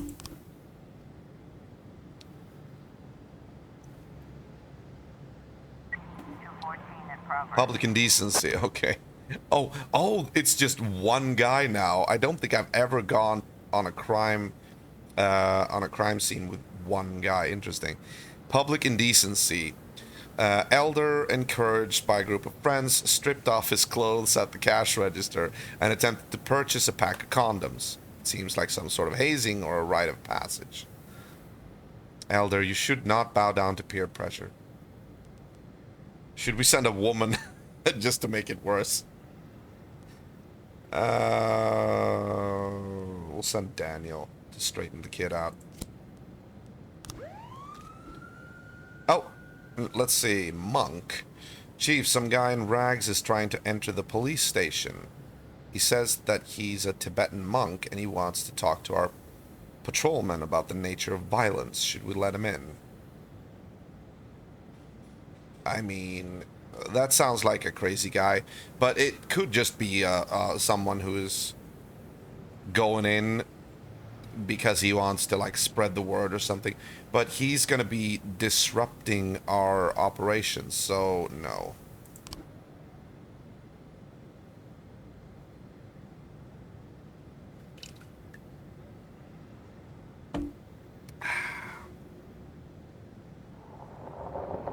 Now our guys got back, so Daniel is the only one who's on on site.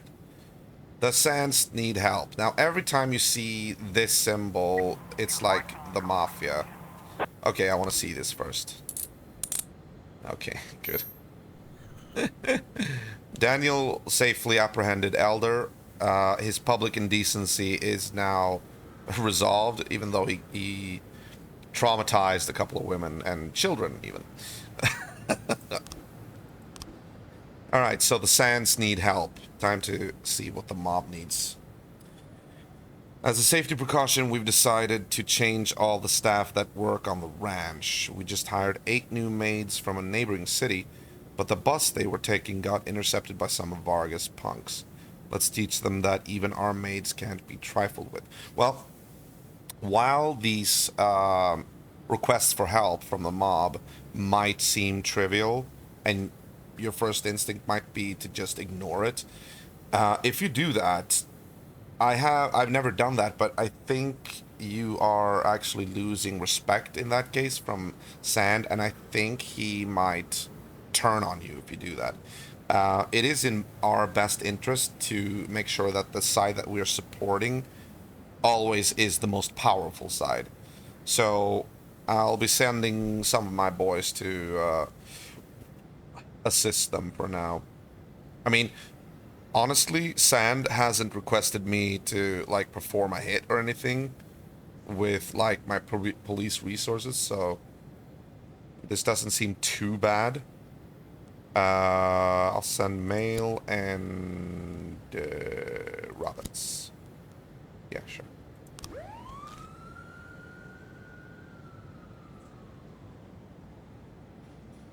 Alright, they are outgoing. Meanwhile, Daniel is coming back to the station.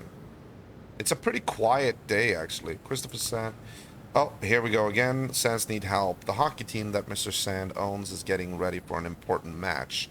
The ice arena is closed during training hours, but the stadium director just reported some people in strange clothes breaking into the arena and climbing onto the stands. Well, that actually sounds like a proper crime, though, so I have no qualms about setting up people on this. I'm gonna send Samadhi.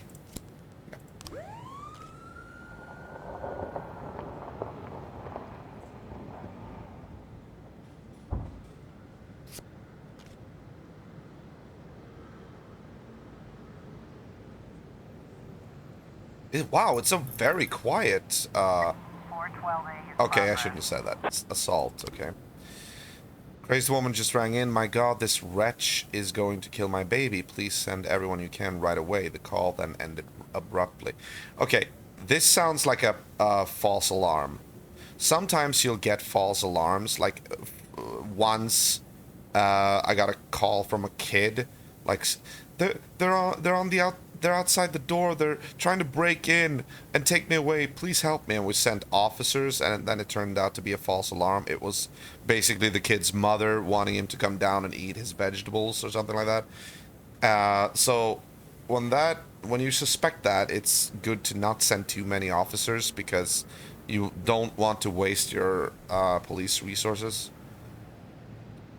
I'm just getting a feeling that she's describing this, And usually it's a false alarm when somebody's describing something, but not in a clear way. They can't, like, name stuff properly. They can't, like, clarify the situation.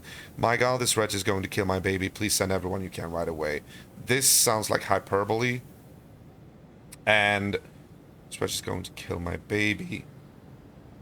Maybe, it feels like maybe, I don't know. I'll send 2. Quite frankly, we can afford to send 2 guys, but no more. I'll send Kodu and Simonetti. There we go. Now, it doesn't have to be a false alarm, but, you know. Want to be ready for, like, all the stuff happening.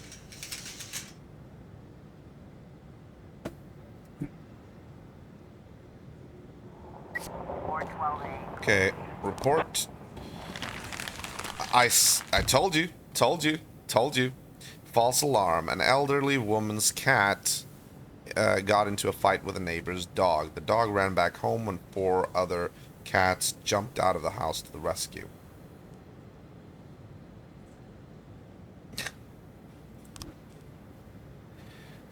Alright, yeah. Elder, you still there? Attempted murder at the bridge. A woman driving past on the bridge saw 2 thugs grabbing a skinny guy by his legs and hanging him over the bridge railing. The man was struggling and shouting. Alright, that doesn't sound like like false alarm.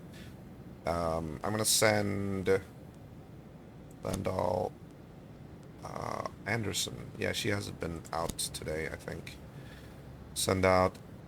It's good if we use like people that are that have low professionalism, so they get more experience. I think some gladiator manager. Okay. Is that also like a management game?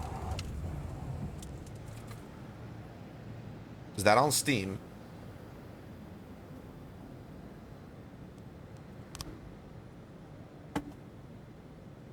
Damn it, I've been wrestling with this case for a long time now. I don't get it. Like...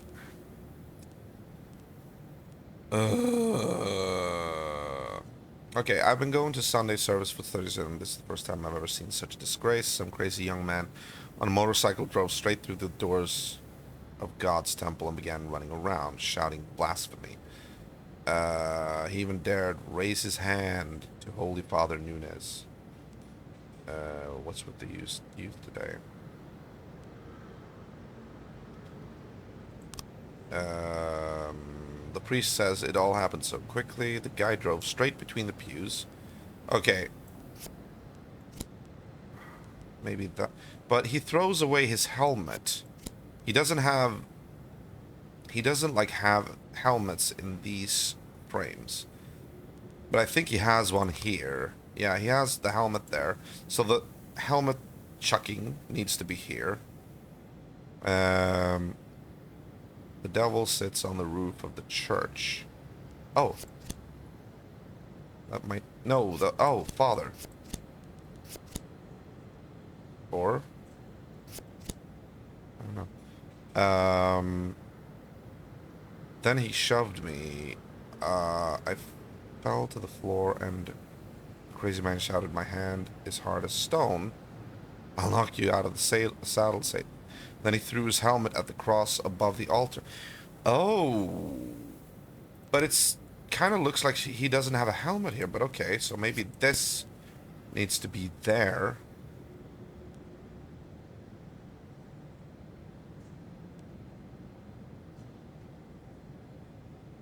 Okay, so maybe that one needs to be there.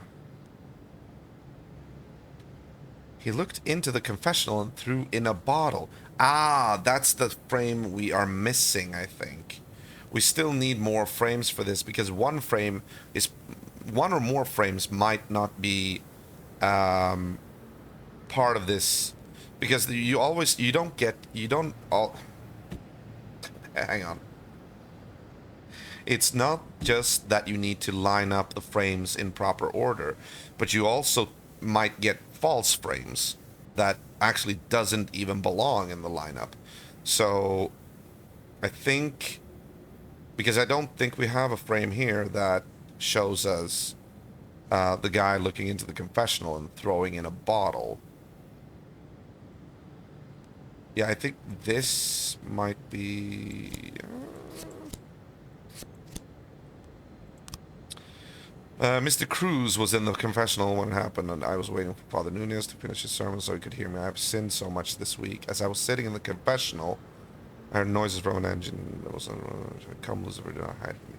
A few seconds later, a young man in black opened the door to the confessional and yelled, "I will seek out the devil wherever he may hide," and then threw a bottle at me. The shards stuck in my face. Okay.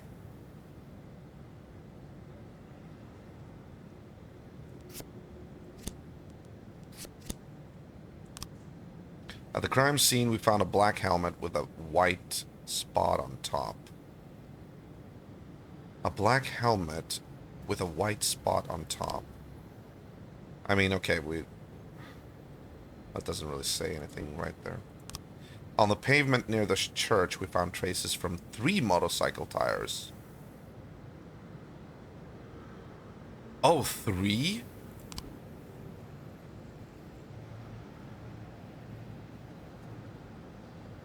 Oh, this might actually not be the same. But wait a minute, this clearly shows that... Huh. I was thinking if it might not be this frame, that he might actually have maybe a chopper instead? Like with 2 wheels behind or something? Alright, well...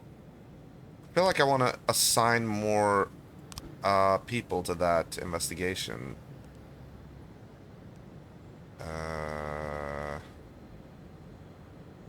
Oh my god, we have... No.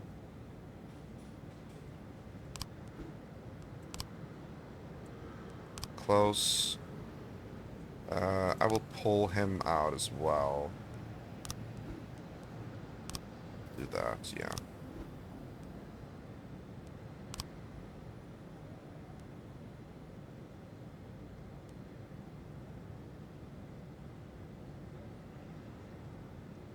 Hit and run, yeah.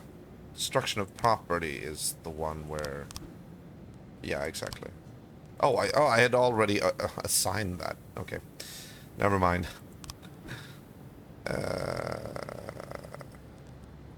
Ozer, maybe? Yeah, sure. Why not? And Armstrong. I'm sick of this, you know, like... I'll have all of these guys there. Who was the lead detective, by the way? Oh, yeah, Mole was the lead. Okay, she's coming in tomorrow. Okay, good. Good. So we're having basically both investigators from Shift A and Shift B working on the case, destruction of property. So all days are being, all days the case is being processed. All right. She is coming in tomorrow, and I think she's coming in tomorrow, and this one is also coming in tomorrow. Okay, alright, fine.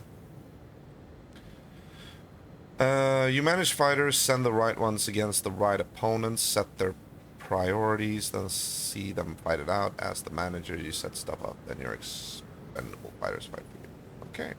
Have you been to the Coliseum?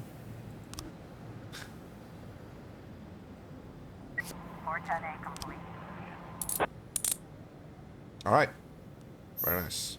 Good.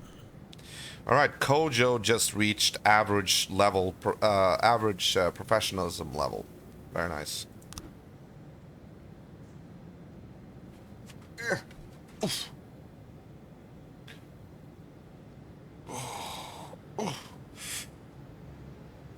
Alright, time to end the day. Now, this is what happens when you end the day. We pretty much evaluate everybody. Or not evaluate, but we go back to the locker room. Oh, yeah. Because there's a gang war right now, you always get sent to see this screen after every day to see what the power levels are between the two largest mafia gangs. Since we are supporting the Sands, this one is, you can actually see there's one ship saying that they are the leader. 14 versus 6, that's good. That's, yeah, I think so. Not yet. The Coliseum is once a month. So far, I have pretty much only been to the Arena of Death and some. Okay. So, okay, so this is Shift A, which we managed today, and you can basically only do one thing here, and that is to order someone from the shift we just managed to work tomorrow as well. But if you do that, like every day, their exhaust meter goes down 1 bar, and you don't want them to be too exhausted. So right now, I think I'm gonna let everybody sleep it off tomorrow. Tomorrow, Shift B is sent in, and tomorrow I'm expecting good results. Day 20, August 3rd. So as you may have noticed, there are no cutscenes right now. I think they had to have the cutscenes fairly close to each other in the beginning of the game, but now they're trying to like space them out. So I think we have like a couple of days before the next cutscene. Freeburg Tribune. New federal law allows criminals to launder money more easily. Well, that's negative news. Construction of new school postponed again. Also negative. Freeburg to host exhibition of children's drawing. Fairly neutral. Oh, Lord. Okay, so, Percy is calling in, and this guy is actually very special. As you may see, he has a professionalism level of 15. Now, he didn't even start with that. He started with 5. He was as low as he could be. The reason why I haven't fired him is because I can't fire him. I am, like, unable to fire him. The reason for that is because he is the nephew of a politician. Now, the politician, a few days back, the politician called in and said, I will support you. I will sponsor you with a couple of people, officers. I will give you 3 officers to work with you on condition. One of them is my nephew, and you can never fire him. I think the only way you can actually get rid of him is if you, like, either have him die in the line of duty or you order a hit on him with the mafia. Now, no, but they were good officers. They were kind of average, so, I mean, I'll take all the help I can get. This guy is not really that well performing, and at least he's calling in now. I drank too much. I don't think I can hold it together today. Can I go home? We don't want you around anyway. You're an embarrassment. So you take 2 days off and come back well rested. Okay, so Percy is taking a day off. The rest is fit for fight. Almost all of them have like fully charged stamina. So, and I think all of them are very good officers actually. 1,000, almost 400. Yancey was actually a hero cop. He was honored a while back because he saved a senator from drowning. So we had to like maintain security for his when it became like a whole like a public thing. He was honored and stuff like that. So right now he has the reputation of being like a hero cop, like, you know, someone who is like the main character in a story pretty much, who works at a police station, something like that. Yeah, okay, let's go. Ah, cutscene, story. Boyd, Is everything okay, Jack? I'm not calling in the middle of a job. No, you're okay. Did you find her? Yes, I found her. Nothing shocking, don't worry. She's living with an insurance agent in the suburbs. He's 31 years old, recently divorced. He has a funny car, you know, like in that movie where that... Did you talk to her? Yeah, we talked. More like I talked and she basically cried. God, she hasn't cried so much since high school. You know, she was dating this boy from a restaurant and, what was his name? And so, then Laura, she'll be back? Of course she'll be back. She just needs time. Okay, that's good news. You mean once she gets tired of screwing the insurance agent? Jack, you're talking about my daughter. Yeah, I know. I want to... Well, I just want her to come back as soon as possible. Don't worry, I'm with you. We just need a little patience. I know it's asking a lot, Jack, but you really just gotta be patient. Wait for my call. All right. Again, I'll wait for the call. Yes, understood. I know the situation is asking a lot from you too, Mrs. Markham. Thank you. And please, call me anytime. Jack? Yeah? You okay for money? Excuse me? Well, you know, where the papers were talking about your resignation, they said you and Laura were a little tight, and I thought maybe you'd... Good God. Jack? Jack? Aww. He took that personally. Or I took that personally, apparently. Okay. Yeah, okay. Let's take this little fractal kitty cat. Why not?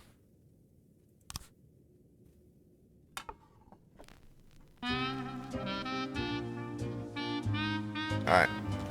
New day is dawning. The first thing we're gonna do is send in Mole and 2 officers to take down or arrest William Holden. So here we go. Proceed. Finally get rid of that case.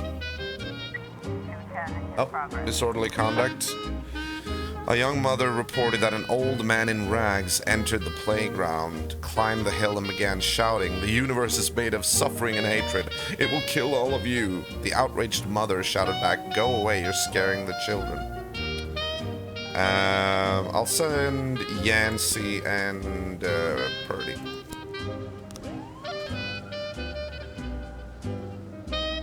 Oh, we got something from... Oh, yeah, we can make another...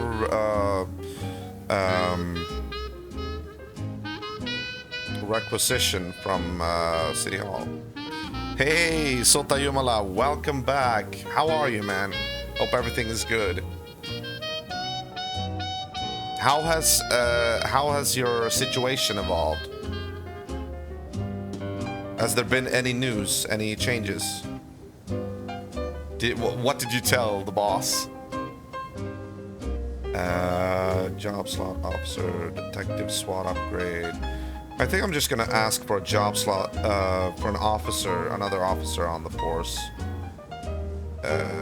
right now, because the less requests in one official requisition, the higher the chance it'll be approved. Doing good, got 3 days off now. They haven't called me even this. Let's do that. There we go. Good work, son. Good work.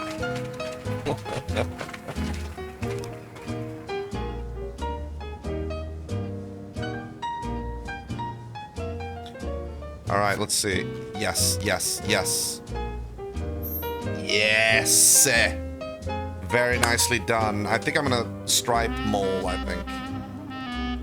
Very nice. Case closed. You were able to arrest all suspects, and she just gained 100 to her professionalism level. That is sweet. We're doing good. We're doing good.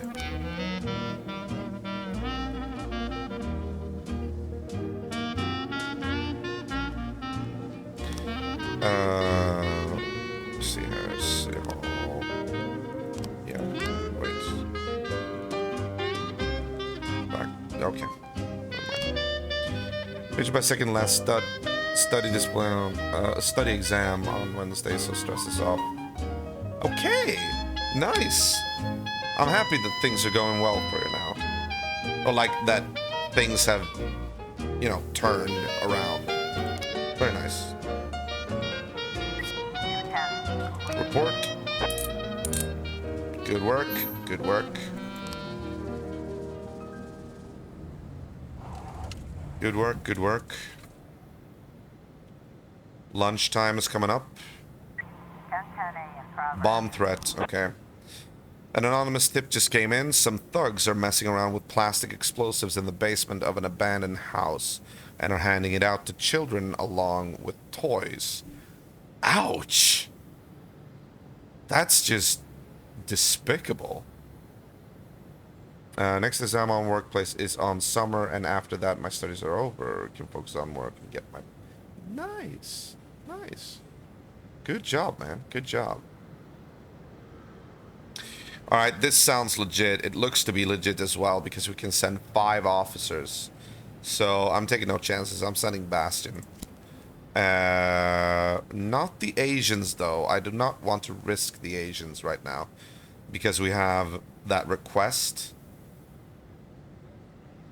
So I'm going to send Asano, Smith, Chang, and maybe even SWAT. Hey, Sayonara. Everything is good. How are you? I have been lurking this. Ah, okay. Yeah, this is a pretty cool management game with a cool story as well. Okay, I'm gonna send SWAT as well. Yeah. First investigate. Yeah. Just to be safe. I mean, there's kids involved.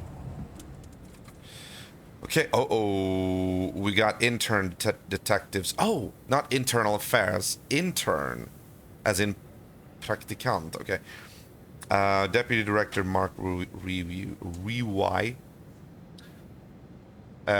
Is this like 9/11 game, or is there a game called 911? Because I don't know that in that case. But yeah, this is basically a police department simulator where you are a corrupt police chief. You manage your police department and the shifts and your officers and your investigators and all that. But there's also a story going on as you progress through the days. It's really, really interesting in my opinion. It's kind of a noir game, you know, like a noir, kind of a depressing, everybody's a bad cop in this town, you know, like that.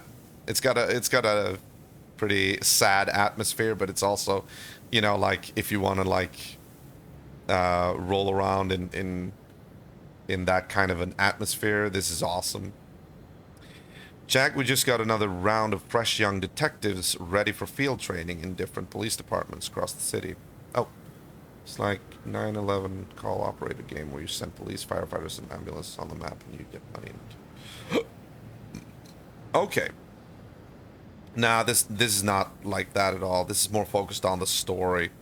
You have the mafia, which currently is involved in a gang war, but the mafia basically has their claws in you, and you have to satisfy, or you have to like accommodate the mafia. You have to accommodate City Hall, and you can take bribes. You can do a lot of illegitimate stuff, but if you do, you raise the risk of being, or you raise the risk of being prosecuted yourself. So you have to like walk that moral / immoral line to get the job done, pretty much. Does the officers get EXP from missions? Can they die? They can definitely die. We had a funeral for one yesterday. We've only had one officer die, though, but he was a good guy. They do get experience from missions.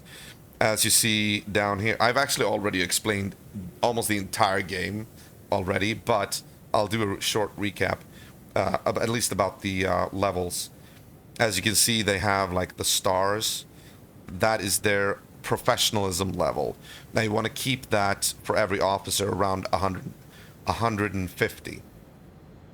That's kind of like a standard professionalism level. Now, it's not exactly a level that you know, like in the ordinary sense. They don't like get stronger and tougher and all that. The professionalism level is simply if they are professional enough, meaning if they can handle a situation, if they are respecting you as a police chief, pretty much if they are a good cop. Now, if their professionalism level is lower than 150, that means that they're more liable to fail missions. They're also more liable to maybe not come in. Maybe they call in sick, or just they don't perform well, basically. Couple of smart guys in the bunch, the best in the course, and I don't want them to train under some smug jerk who's going to ruin their talents. Let's spend a week working with you, okay? I bet you could use the help. So Bastian is John McClane. The fun thing is, yeah, but Bastian is like this 50-year-old woman who seems to be a little bit on the heavy side. But still, like, she's been working on the force, so I guess, or like I would equate that level with, being like, an old stand-up cop, like who's dependable, you know what I mean? But yeah, you can basically send her with 1,000 on any mission, and that immediately raises the chance of solving the case without any casualties or anything. But if you only send her, she risks getting killed. So you don't just want to send one unless it's like a very, very easy crime. So basically they want to send over some intern detectives. Detectives sounds like investigators. And I do need more investigators, that's true. Send them over, yeah. Let's check the, let's check the roster. There they are, okay. So, because they are interns, their professionalism level is very low. We got 20, we got 25. They are going to have to work the cases with overseeing investigators. But I might assign them to destruction of property, actually. That is... let's see... Investigations... Destruction of property needs all the help it can get. Yeah, I'm going to assign both of them to that, actually. There we go. Yeah, good, okay. Poor Sims. She's working all alone on the theft case. What was that, by the way? Somebody broke into, at night, a little-known painting by the Dutch master de Brooms, recently shown for the first time, disappeared from the museum. One of the museum's windows was broken, and there's a brick lying on the floor inside. Okay, so breaking and entering, pretty much burglary at a museum.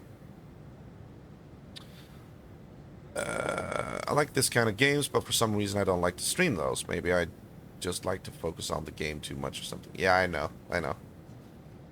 I'm good, bro, just a little tired. Alright. So, tell me, Zai, did you make it to Novaya Petrovka?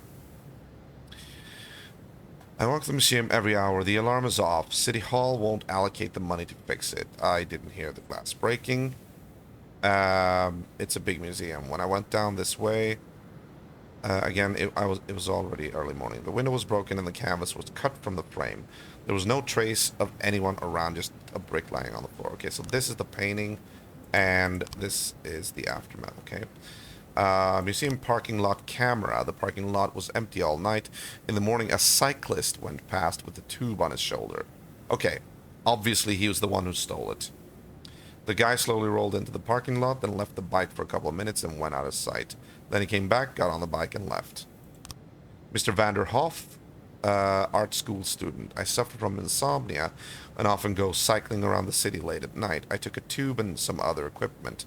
so I wouldn't have to go back home before my morning classes at the art school. Okay, so he was like brought in because he fit the description of the suspect. I stopped at the museum to pee. I admit it. I like to mark the corner of the building. I imagine one day my work will be hanging inside. Kind of feels like he is the one who... It's too much of a coincidence. Teacher at the art school. In his lectures on the works of the Dutch master Bram van der Hoef, always sharply criticized the works of de Vroom. He dismissed the legendary artist as overpriced mediocrity, and was very amused when an unknown de Vroom painting was discovered in the city dump. He said it was already in the proper place. He was less amused when he... Yeah, it's most likely him. But did he have the tube when he left the bicycle? Let's see. He left the bike for a couple of minutes and went out of sight, then came back. He had the tube on his shoulder, so I'm assuming he did. The glass is almost completely broken out. A grown man could easily climb through the window and not cut himself. Most of the shards are lighting on the pavement outside the museum. Wait a minute. Outside? And you know what? This frame looks interesting because he's carrying a bag. Yeah. Okay. The picture is getting clearer. I think the security guard, someone working inside, was... yeah, this is an inside job. It could be super RoboCop, bro. Yeah, right? Okay, so what you want to... As I said before, what you want to do with the cases, not the crimes, but the cases, the investigations... when you have detectives working on the cases, you will be presented with a couple of frames. Now, it might not be enough to fill the entire sequence, like in this case. Eventually, the more detectives you have working on the case, the more chance you have of them coming up with new frames.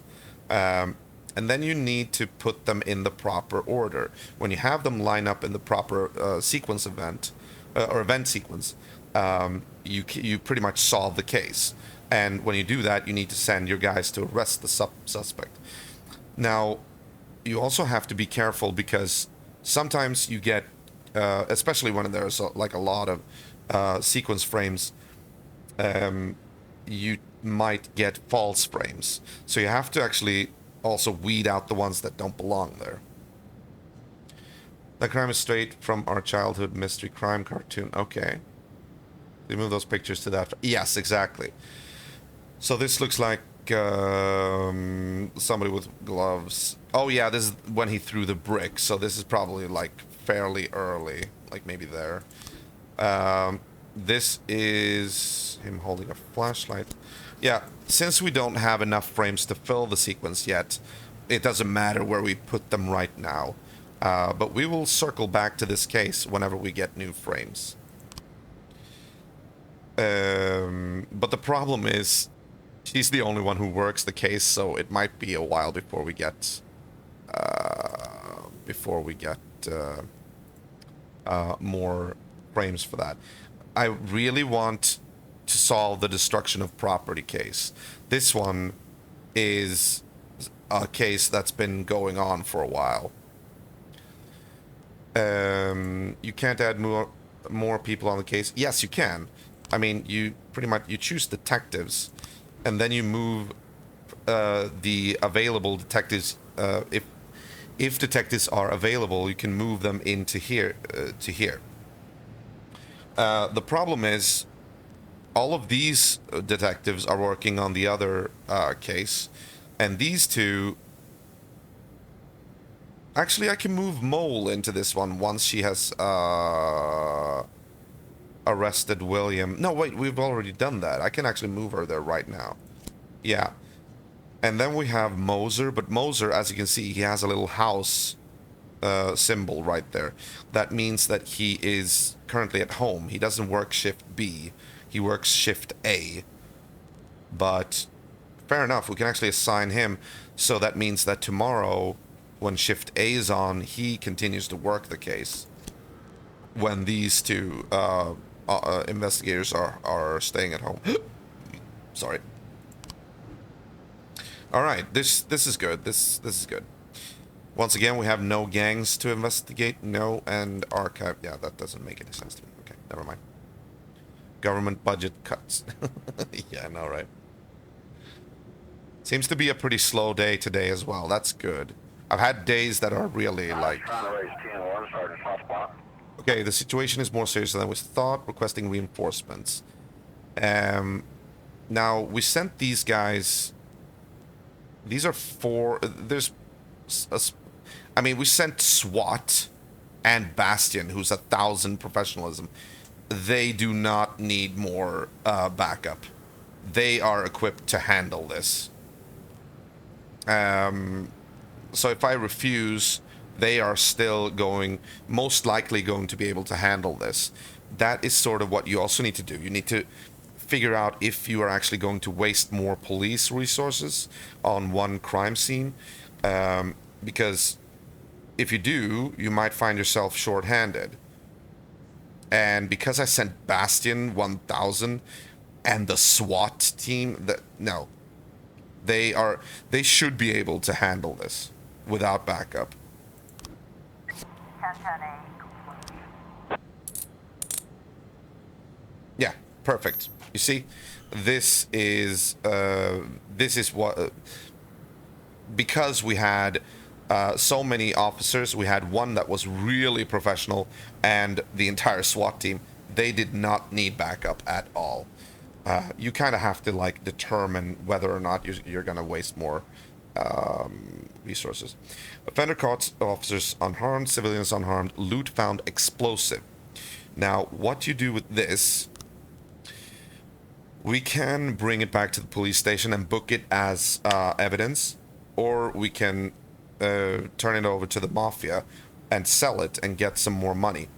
Right now, I don't feel like I need money. I mean, we have $44,000, and we haven't really had anything that we needed to spend the money on. In fact, we can't really buy anything. The only thing we can do is like spend money on services. I'll show you Soto Yumala in a moment. I'm gonna bring this to the police station, and we'll go to no, affairs. Yeah. So police station. This is where you can view your shifts, shift A and shift B. Right now we're on shift B for today. Not related to this, but did I tell you last time that I learned the new word, dushmasa? Yeah, I saw that. You actually spelled it differently, so I thought you were talking about like a German word or something like that. But now I understand what you were saying.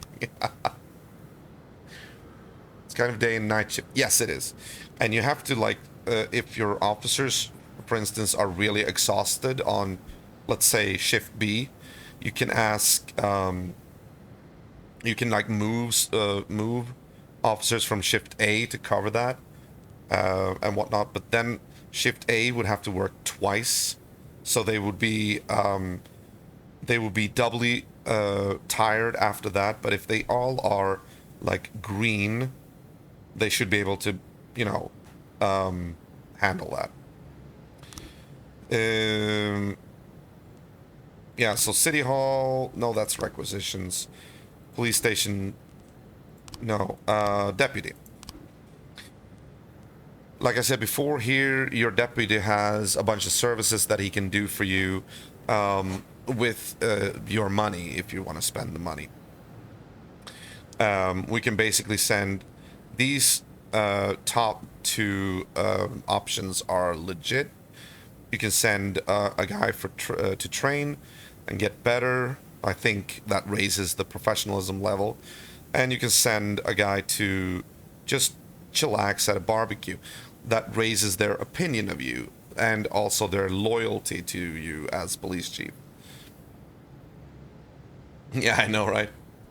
Then you can, of course, hire a snitch. You can pay somebody on your force to be sort of like a snitch that tells you what people have. Maybe I should do that because I don't know anybody's political alignment yet.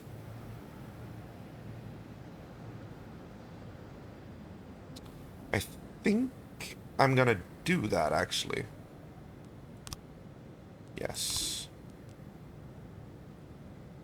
Who do we want to hire as a snitch? Definitely not Yancey because he's a hero cop. Coaching. I think there might be some penalty to hiring a snitch. Other officers might not be inclined to work with you or work with them. I mean, I don't know. Ozaki is Asian. We should probably keep that, yeah. It's assigned internal detectives, don't they alert mostly on officers? No, they're not part of internal affairs. Interns are people who are not employed, usually young people who are looking for a job and who are educated. Yeah, interns, exactly. You know it. You know what that is. Like, I don't have to explain it. I'm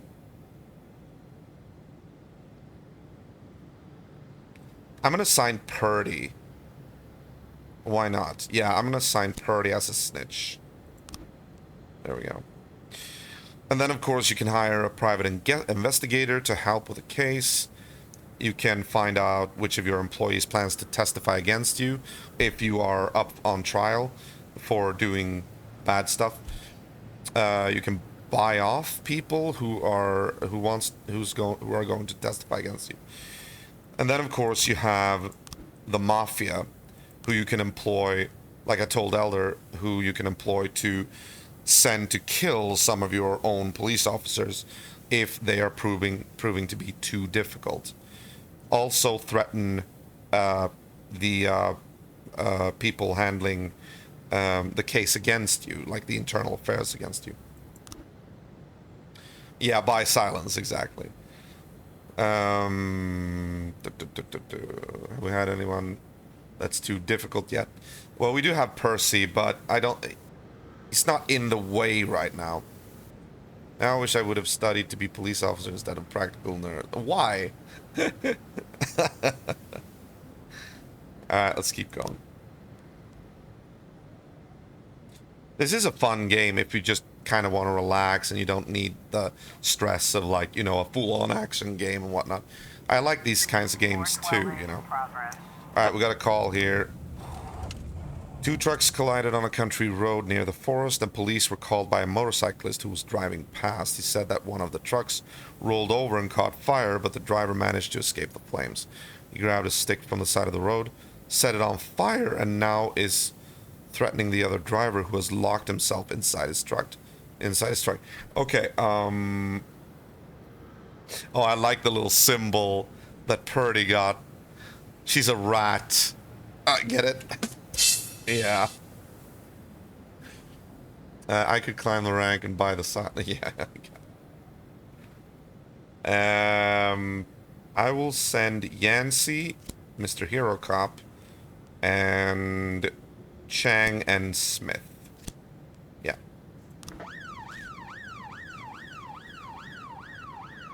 This is good. We still have like a lot of available on-duty officers. I had one day when there was like everybody was out on assignment, and then I got calls and I was like, oh god, I need to, you know, I don't have anybody available. Okay, this is once again, the Sands need help is always a mafia related thing. Oh, the driver is brandishing a burning stick like a torch and striking the other truck's windshield, attempting to get to the other driver. Now we get a couple of options on how to proceed. Put out the stick with a fire extinguisher, pull out your baton, and challenge the assailant to a duel. Attempt to restrain the assailant. I feel like maybe put out the stick with a fire extinguisher. 412A. That was the correct one. Nice. Good job, Yancey. And you guys as well. Alright, what does San want? currently the Sands are at war with the Vargas. So and we are supporting Sands.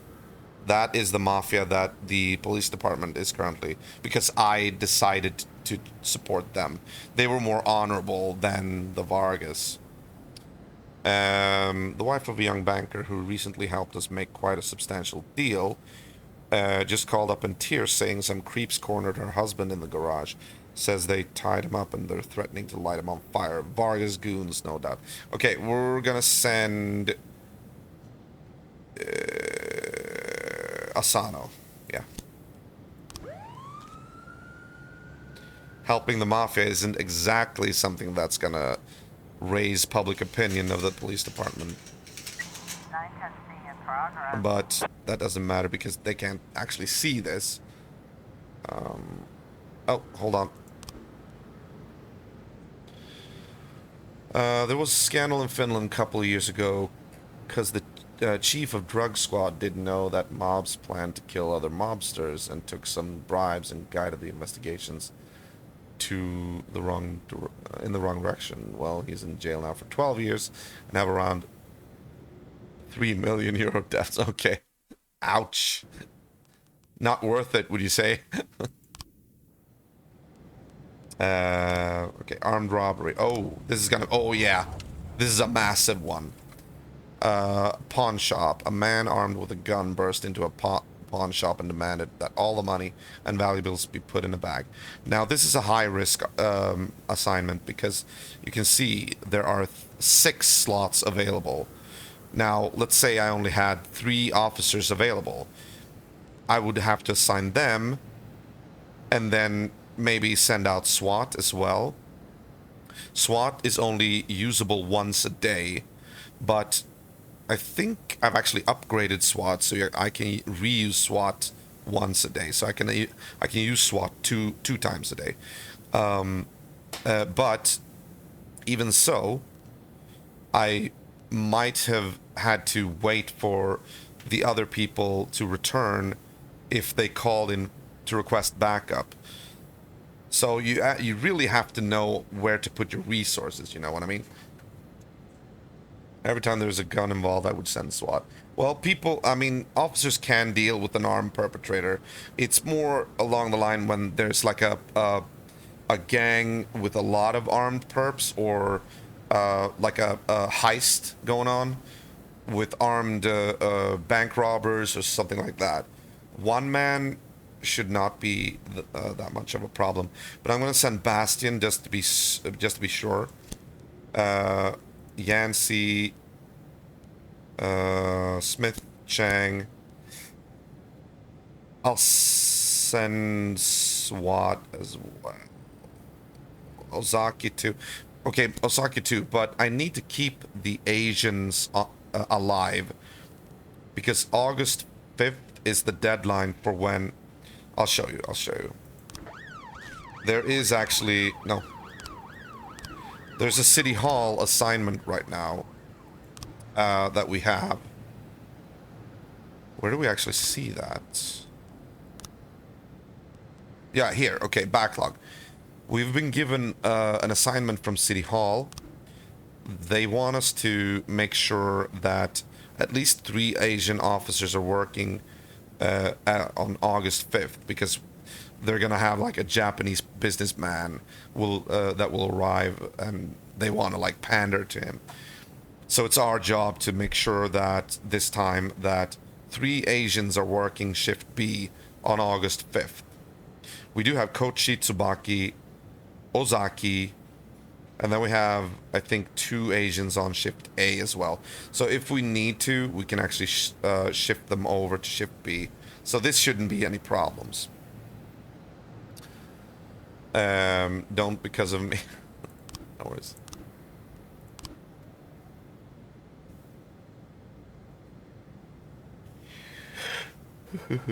Oh, another mob-related thing. Some associates of Mr. Sands were planning to meet and discuss the Vargas situation. The meeting was supposed to happen in a forest outside the city, but our scouts sighted a group of punks hanging around. Sure would like to see the look on their faces when the police roll up from other... Okay, we'll send... But I don't want to send too many Asians. I'm sending Tsubaki and Purdy. Even though Purdy's our rat, but yeah. We're gonna have to up her level as well at some point. Shady Hall. Yeah, okay. Oh, yeah. Oh, these are like shortcuts to that. Okay, gotcha. And these, yeah. Alright. Report.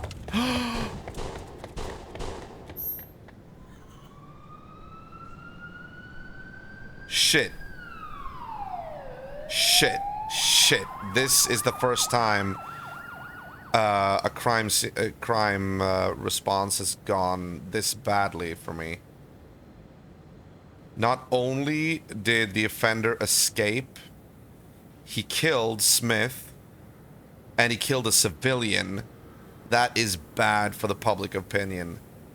That is bad for the overall story we're trying to do here. Basically, we're going through 180 days where the mayor wants to keep, you know, the city at peace, and he wants as little deaths as possible.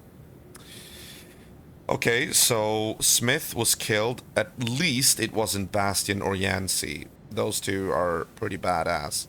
That means we're gonna have a funeral for Smith in the future. Damn. Okay. I wouldn't want to say it, but when there is guns. Well, I've done this before, and SWAT isn't always needed, even with a gun, so... And this was a chance, but it should... I think the RNG in this situation was in my favor. I think this was just bad luck. They found jewelry at the crime scene. What do you want them to do with it? Bring it to the police station. Theft? Okay. Yes! Yes!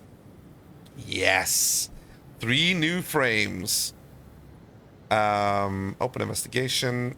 Let's see. So, that is obviously not the... no. That is the guy on the bike. So, this is... Okay, hang on. I need to... Oh, right. I get it. He broke the window with the flashlight from inside. And then he placed the brick to make it look like somebody else threw the brick. Yes. Okay, so... Let's see... Yeah... Maybe that is afterwards. No, I don't think he did. He wanted it to look like the other guy threw it. You see, he's taken out the brick from his bag, and he is inside. Now the only question is, do we have all the correct frames here? He is placing the brick here. Hang on.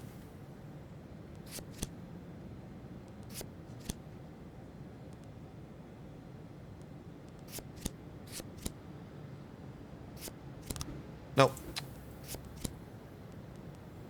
There might also be one frame that is like... that doesn't belong here. To quote... certain TV show.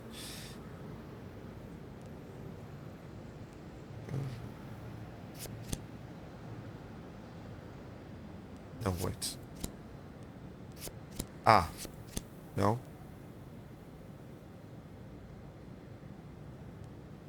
These two are positioned next to each other, that's true. I don't know when this is happening. No, not that.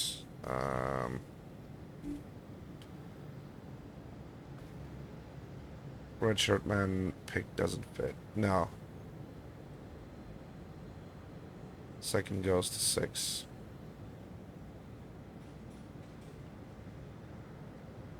Well, you mean this one? Okay, let's see. It's possible.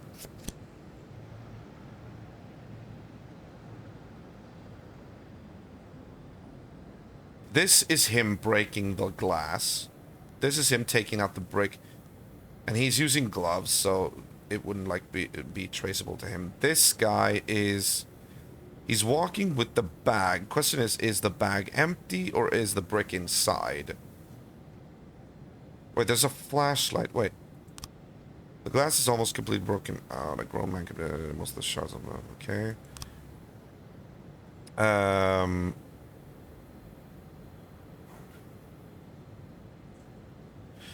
Okay, this testimony is pretty much useless if we've already determined that it is an inside job. We see in parking lot area. The parking lot was empty all night. In the morning, exactly. Okay, Mr.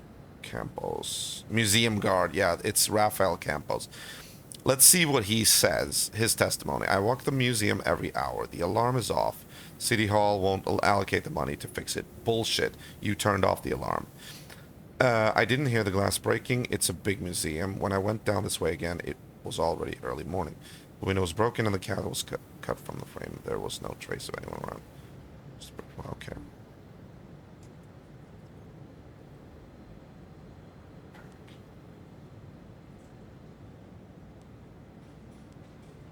Yeah, in that case, we need to do that.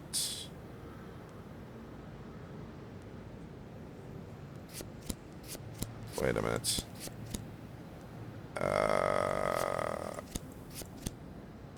Oh, we're so close. I can feel it. Or is he carrying the painting in the back? Exactly. That is what I'm also thinking. Like, he could be carrying the painting, but he could also be carrying the brick.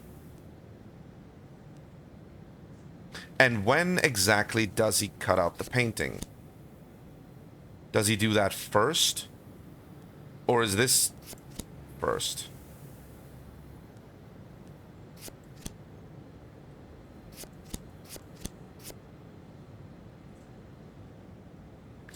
Well, we can see here at least that breaking the glass comes before the brick being placed, because we can see that the glass is broken here.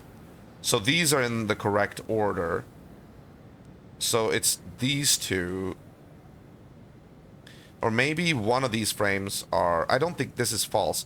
Maybe this one is just placed here to throw us off. Maybe there is one more frame that needs to be here. He's taking the brick from the pack. Yeah, definitely. I think he cuts the painting last because he doesn't have the brick anymore in the pack. Oh, you mean... So we do it like that, maybe? No, that didn't work.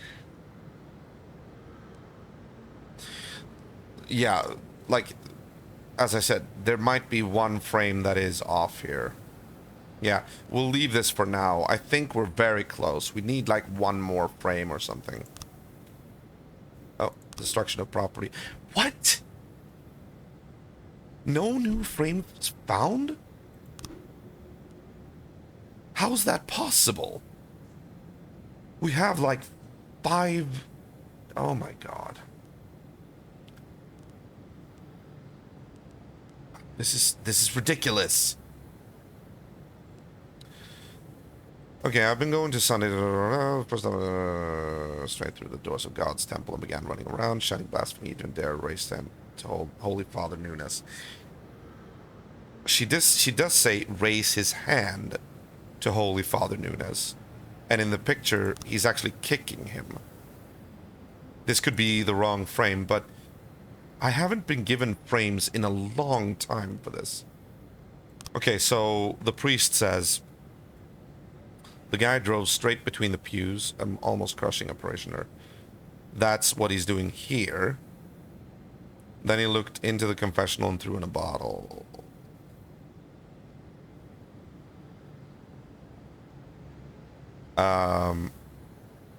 Threw in a bottle. That is not present in any of these frames. Yeah, I know it means he was aggressive, but I was thinking if she was being literal. She could have been literal. Maybe we're supposed to take it literally, as, you know, we have to, like, look at every little detail.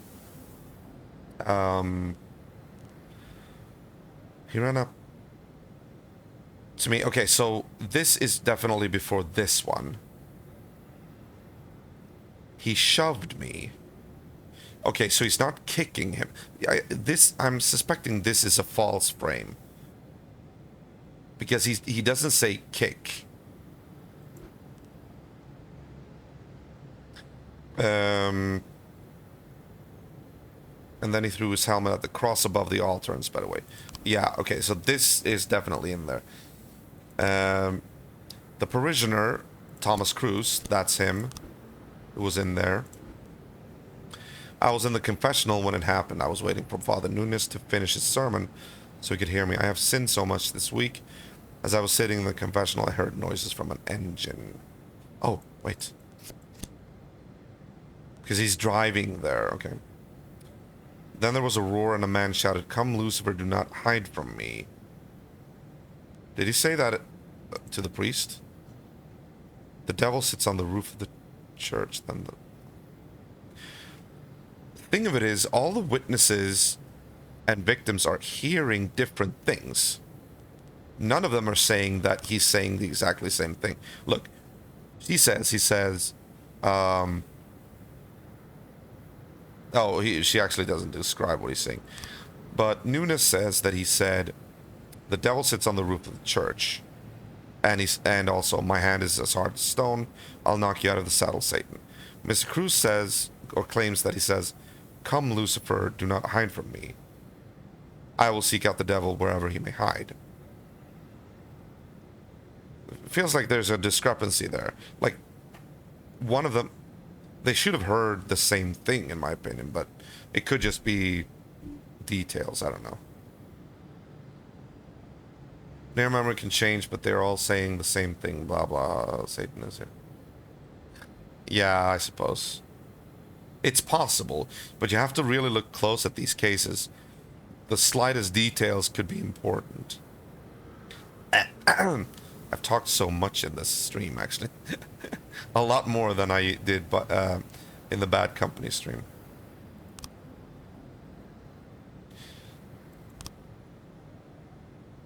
And this is also curious.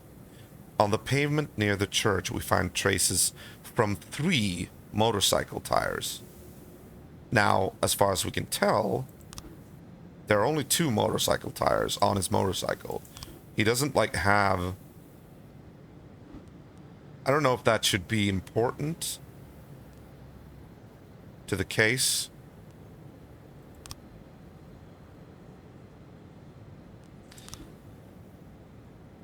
No. This is him leaving the church, I think. But hang on. He's wearing his helmet here. He threw the helmet at the cross. No, this has to be him entering. I suppose we could try it. Hang on. And then... Show me felt the floor of the Christmas. Then he threw his helmet at the cross. Yeah, that's why I put it there. I think it is entering, because he has... What gives it away is he has his helmet on here still. So yeah, I would also say entering. Finish the sermon so he could hear me. I like that he says, "I have sinned so much this week." He had to, like, include that in his testimony.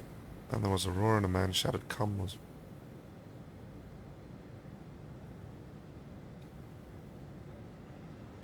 But yeah, this line, "He threw a bottle at me. The shards stuck in my face." I think the priest says something similar. He looked into the confessional and threw in a bottle. I think that is an important clue. I think this one is wrong. He doesn't grab Mr. Cruz. He throws a bottle. I think this is a false frame, actually. Did the motorcycle guy throw bottle or helmet? Motorcycle guy threw the bottle, according to the witnesses. Priest says helmet, other no, the priest says that he threw the helmet here, towards the end. Up here, he says that he threw in a bottle in the confessional, which is where Mr. Cruz was. So yeah, I think this is the false frame. We're still waiting for the correct frame on this, but it just drives me crazy because we haven't had a new frame here for a long time, and I have like how many detectives assigned to this one? 1, 2, 3, 4, and then 2 interns. Like, I feel like that. Okay, never mind. Yeah, the guy was in the confessional, the booth, and he got the bottle thrown inside the booth towards him. I mean,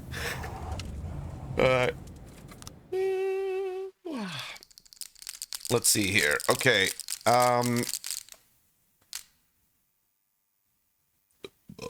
excuse me. I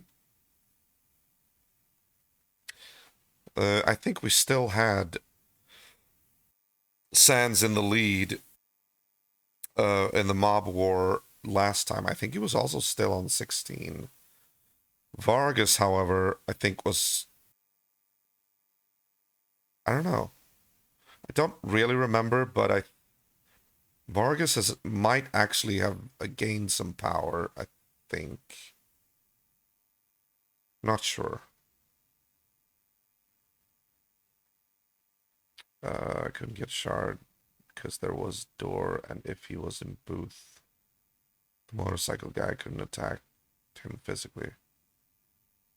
Yeah, so that frame must be false. That's true. They don't say that he opened up the door and grabbed the guy. I don't think that was in their testimony. So that frame is false. We need oh God, we need more frames. Okay, so it's time to handle the paperwork for our dearly departed colleague. No, exactly. You're right.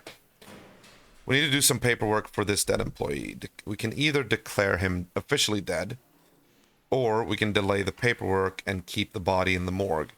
Now, in the tutorial, there was a reason for you to do that. Oh, yeah. That is if you want to be corrupt. You can actually do that and just hide his body away.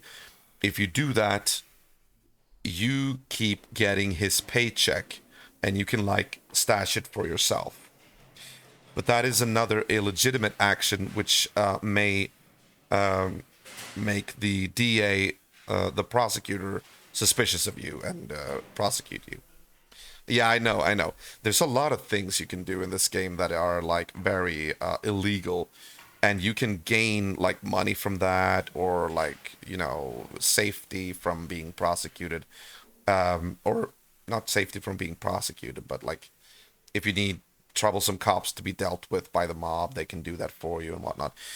But the price to pay is always that you will get more and more, like, the risk of being investigated by internal affairs, like, gets higher. So if we have the option, if we don't need money or anything like that, it's always best to just do this, or, like, go the legitimate way as much as you can.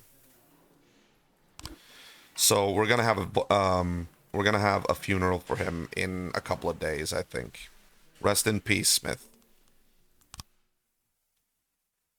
Day 21, and it's 180 days. Like I said before, that is the biggest gripe that fans of this game and players of this game have. That this game drags on forever. Like, it's a little bit too long, you know? Oh, and this is not topical or anything. Looming epidemic, the new flu. Money allocated for stadium reconstruction now missing. Homeless man wins $23 million in the lottery. Okay.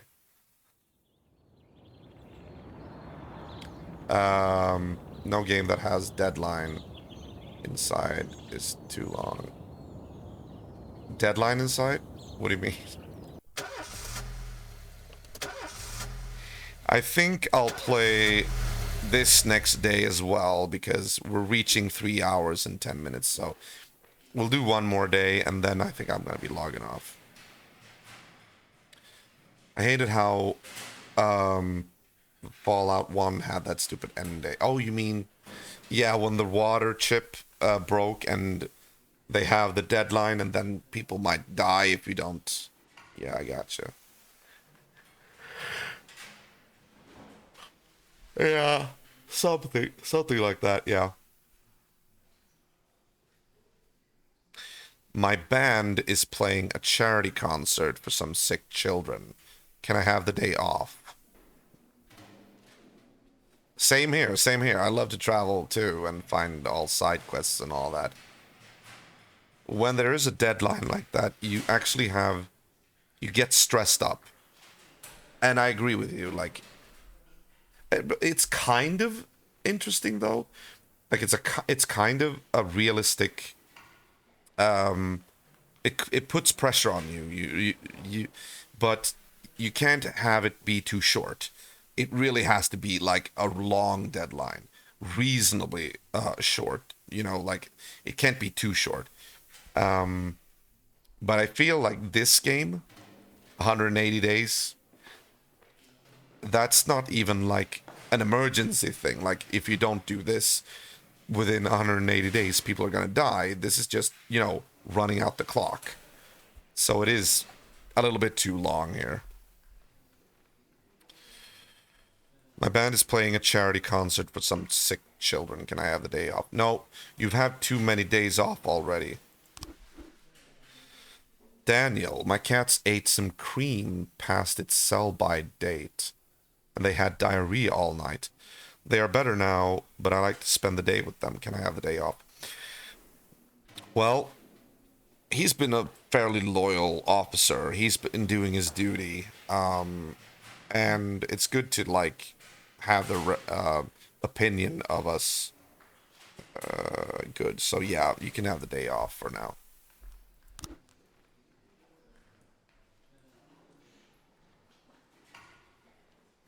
Make mittens out of the kids. So cruel, man. Okay. What date was it? Oh shit, is it August 5th already? Shh. Wait, one. Oh no, don't tell me it's August 5th already. Do we have 3 Asians on shift A? Kodu, Kojo. I don't think we do. I hope it's not August 5th. Please. No, go to... Oh, we actually don't have to start the day with a song. Okay. I didn't realize that. Come on. August 4th. Come on. Yes! Okay, thank God. Thank God. Good. 910B in Okay. progress. Hire Asian cops. The businessman is coming tomorrow. We hope everything is ready.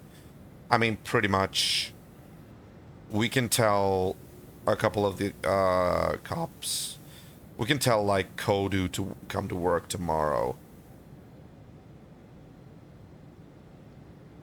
Unless they want us to officially transfer one of the cops to shift B.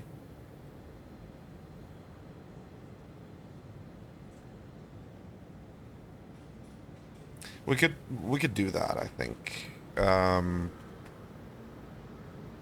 Yeah, I know. I'm just wondering if the game wants, like, if the game is very literal that it needs to be like that they work on the shift that is on that day. If they want it to be, you know what I mean. I'll transfer one of the guys just to be safe. Businessman is coming. Yeah, okay. City Hall. Another. Nice. Our requisition request was approved. We have one more officer slots for one of the shifts. That's good. That's good. Check it out. It was 3 to work on 5th. Yeah. Yeah, I know. I know. Okay. Let's see. Which shift needs another cop? Shift. Oh, yeah, with Percy. Yeah, shift B should actually. 1, 2. Let's count out the professional guys here. 1, 2, 3, 4, 5, 6, 7, 8, 9. I'd say 10. Yeah, 10 officers on shift A. 1, 2, 3, 4, 5, 6, 7, 8. And then we have Percy, who has 15 stars. He's like, yeah. Unfortunately, we are not allowed to fire him, since he was the price to pay by the businessman. He's the nephew of the businessman that sponsored us with, I think, Chang and somebody else. I don't remember. Okay. Are there any Asians that we can recruit right now? No, there are not. Not even not even the detectives. Yeah, Percy is the deadbeat nephew of an important businessman, a wealthy banker or something like that, that called us a couple of days back and said that, dude, I'm willing to sponsor your department. I'm willing to give you 3 police officers to increase your force on condition that one of those officers is my nephew and you can never fire him. Exactly. That is actually why that is actually something you can do. Send him and hope that he gets killed, which is horrible to say, but you know what I mean. That's the only way you can get rid of him, or maybe assign a mob hit on him. Get the mobsters to kill him. He's asking for it. But he actually started with a 5-star rating. I sent him on a mission, and he actually he was part of a case that was, an assignment that was successful. So that raised him from 5 to 15. So he's not irredeemable. He's not taking up that much space right now, at least. We can keep him and see if he. I'm thinking we're gonna send him on a lot of all the assignments. We're gonna send him on all the assignments. Yeah, let's do that and see if he actually. Maybe he becomes super cop or something. We should totally do that. I'm gonna do that to see if he improves up to 150. If he reaches 150, then he's one on the team. He's one of us. Keep sending him to all the violence cases, so it's win-win. Either he dies or gets to 2,000. Yeah, I know, right? I don't think the cap is 2,000. Actually, I think it's 2,000 plus something. A very uneven number, but it doesn't matter. I don't think any of our guys are going to reach 2,000, to be honest. Bastion is actually a little bit tired. I feel like I want to. Oh, wait. This is shift B, right? Let's do this. Let's send Kojo to shift B. Yeah. He's still working today, but he's going to transfer to shift B, so he's on shift B tomorrow.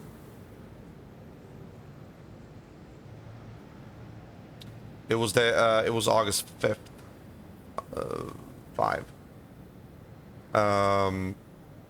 He won't get to max. Okay. Right now we're on shift A. So tomorrow shift B is going to work. Don't worry. I know. I got my shit down here. Okay, so... Right, okay, let's hire somebody for Shift A today.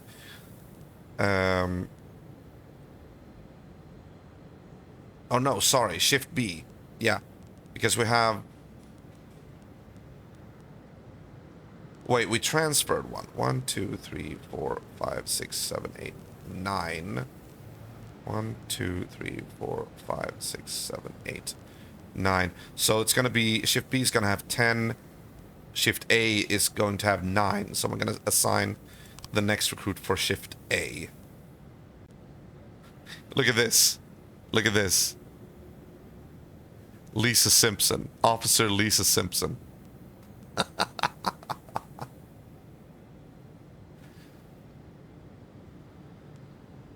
Yeah. No, don't worry. Shift B is going to work tomorrow. Are you kidding me? Are you kidding me? Look at the name. Look at the name. They spelled Vince wrong, though. It's supposed to be V-I-N-Z. Vince Clortho. Points if you know the reference.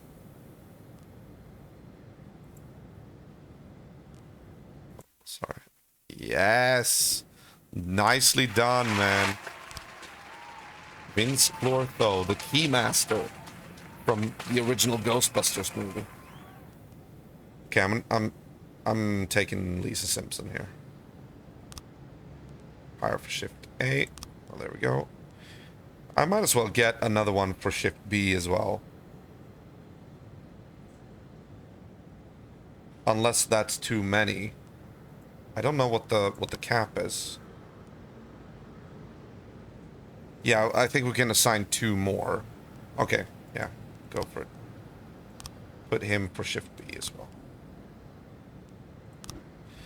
Alright, here we go. Robbery. Alarm has gone off in one of the port warehouses. The guard assigned to the site is not responding. But the storekeeper says this is nothing unusual. Apparently the guard is an old man who regularly drinks and even sleeps there in the warehouse. The room where the alarm went off stores frozen fish. Wait, where's Percy? Or was he on Shift B? Percy was on Shift B, right? You're an A1, okay. Can I ask one Twitch-related question? Yeah, sure, go ahead. I don't know that much about Twitch procedures, to be honest, but I'll answer what I can. Okay, I'll send Simonetti. This sounds like a cushy job.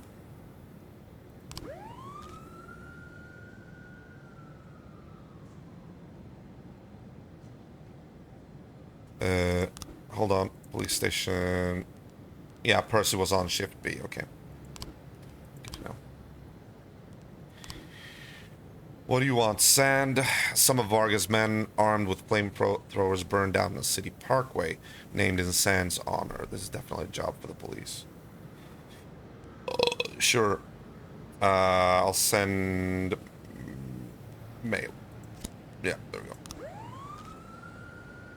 Have you had your first Twitch paycheck? It's the amount where you get over $100. Yeah. I had that one. The first one I think I had 2 years ago or something. Something like that. Oh, okay. It was a false alarm. The alarm was triggered by a flock of birds. The guard was drunk and in the company of a prostitute. Hey. Why don't we arrest the guard? I mean, regardless of your stance on prostitution, he was committing a crime. Unless he's, like, on our payroll or something. I don't know. Ah, shit.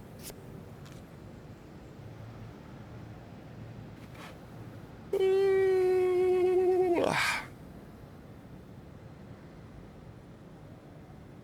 611 in progress. Oh shit, we got a rape in progress here. An elderly man, while taking a nighttime walk with his dog, spotted a man and a woman entering a dark alley. He then heard the woman cry out, "Help, he's trying to rape me." Okay, well that sounds... There's no, like, question whether or not this is a false alarm. If she really did say that, then okay, it's pretty obvious. I'm gonna send Cecil, because I don't think we've used him yet. Anderson, because the woman might need some, like, you know, female, like, support. Basically, we'll send all the, yeah. Damn, you remember, was it on when the month changed or in the middle of a month? It's, the 15th of every month. Every time it's, like, August 15th, September 15th, that's when the money drops. If I remember correctly. I think that's when the money drops. Turn everything off, but now bits and subs are creeping on me, so I was just wondering. I always tell people to sub to someone else. Why? Maybe, what if they just want to support you, you know? I mean, if they want you to support you, let them. They feel appreciated if you do that, you know? An elderly woman who was shutting her windows for the night noticed two teenagers across the street break the window of a car and get inside. Okay. Sounds like a standard Grand Theft Auto. Did you know, by the way, I was watching, what was it? Chris the Cop, which is a YouTuber who plays video games and gives the perspective of a cop. Like, he's played, like, L.A. Noire, Detroit Become Human, a lot of, like, police-related games. Pretty cool to watch. And I learned from him that there are two car-related crimes, or at least car-related crimes that I know of. Carjacking and Grand Theft Auto. Carjacking is when you forcibly when you open the door of a car, you like grab someone, throw them out, and then just take the car. While Grand Theft Auto is when you break into a car that's stationary and you drive away, you hotwire and drive away. Carjacking is actually subject to more severe punishment than if you break into a car and drive away with it. It's interesting. His name was Chris the Cop. CHRIS. Because I don't stream for money or something, I usually get annoyed when people get to my stream that I don't know. Okay. You attack on person. Yeah. That is what I figure as well. But before I learned that, I figured, it's probably the same, you know, like, probably the same header. I didn't know there was, like, any discrepancy between them, or difference between them. Okay, let's send Robbins and Kodu. Oh, we got a new case going on. Oh, wait. All the detectives are busy right now, so that's gonna have to wait. Alright, the rape case is going on here. A wounded man is lying unconscious beside a woman in a torn dress. The woman is in a state of shock and is hiding something behind her back. Oh! Okay. Point a gun at the woman and order her to raise her hands. Let's settle down and have a coffee around the corner. Okay, no. Do not worry, you're not in every tribal. We'll have a witness. Yeah, do not worry, you're not in any trouble. We have a witness. Could be a gun, though. I think that's some of it. Hits your...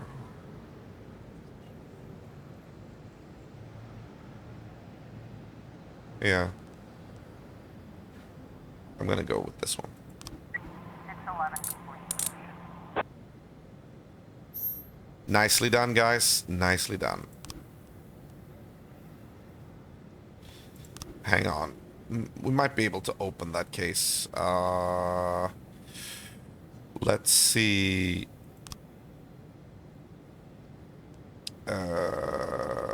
Detectives.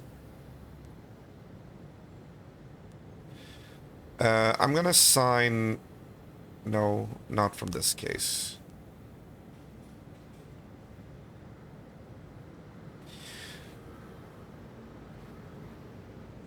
I wonder if it's better to assign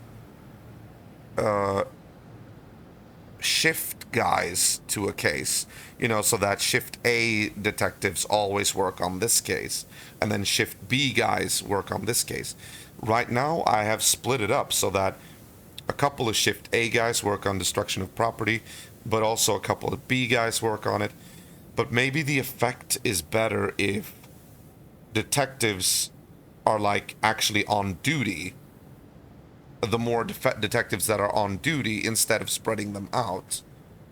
Maybe. Does they have personalities that shows on what they want to work? I don't think so. They do have political opinions, but I don't... otherwise, it's just professionalism rating. I'm going to try to reassign them. So... we'll do this. We'll remove Armstrong and the 2 interns, because I want to solve destruction of property as quickly as possible. We'll bring on everybody that's on duty right now. So right now, we'll reassign Moser. And I'm reassigning Armstrong to this and the 2 interns. There we go. Okay. So theft, the theft case, the breaking of the breaking into the museum is going to be handled by Shift B detectives, and the destruction of property is going to be handled by Shift A detectives.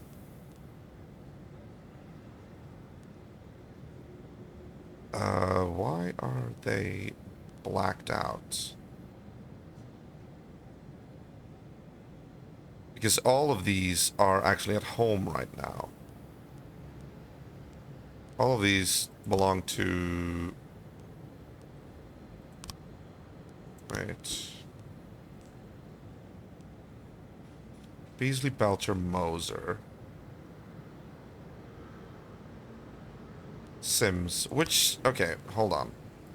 Let me see here. Let me see what Shift Mole is. She's Shift B, yeah. All of these guys are at home right now. Oh, yeah, okay, so we only have 3 detectives on Shift A. Okay, so I'm gonna reassign...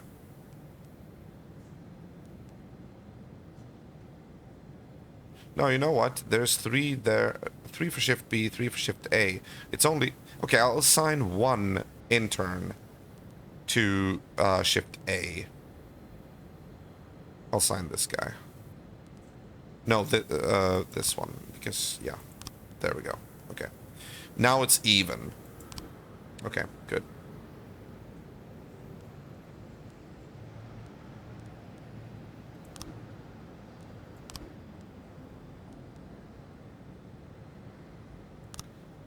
Let me just check this out. Yeah. Okay. I still don't understand why we're able to assign her to this. And not these guys.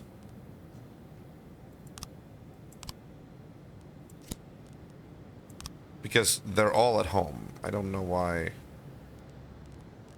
It's very strange. Okay, never mind. Drugstore. Okay, so I will be assigned... No, I will not assign Moser. He's going to work the destruction of property case. So we'll open this case tomorrow then, in that case. In that case. Oh my god. Sorry. Ooh, we got a municipal assignment. What does City Hall want right now? Today, Freeburg will host a concert by pop singer Gennaro Crespo. We promised the concert organizers that we'd help with security. Please send your best people. I only have 2.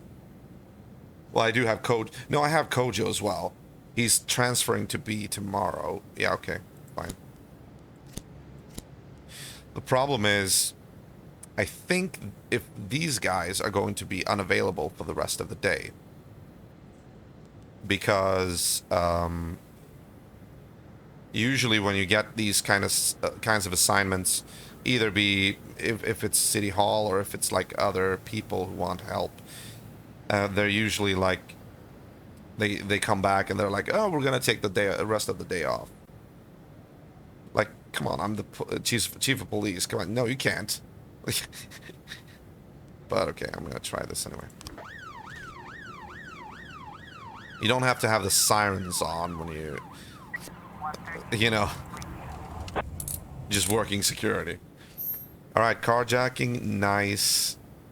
No, that was not carjacking. That was Grand Theft Auto. That is interesting. How appropriate. We were actually talking about that, and this title is wrong. Offender caught, on officers unharmed. Good work, guys. Good work. Beeped on McDonald's again.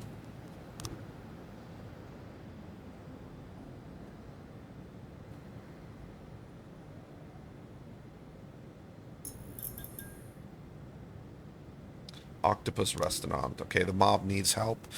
An engagement party turned into a bomb crisis when our guests discovered a powerful explosive right on the banquet table.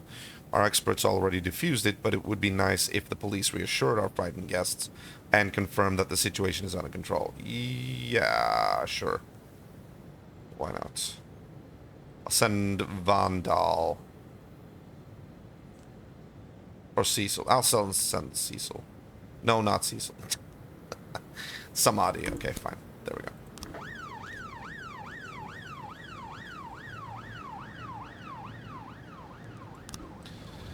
I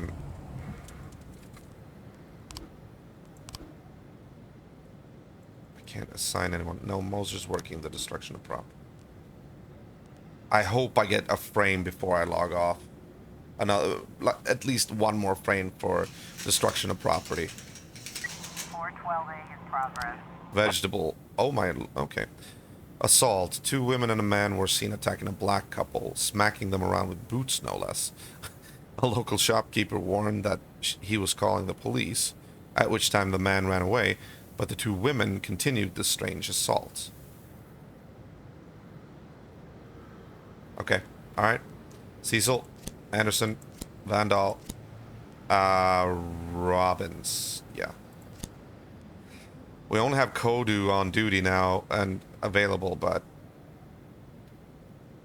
Okay, I always prefer to have at least 2 officers available so that they'll be able to be put in reserve. Like if there's something going on, there's at least 2 guys available.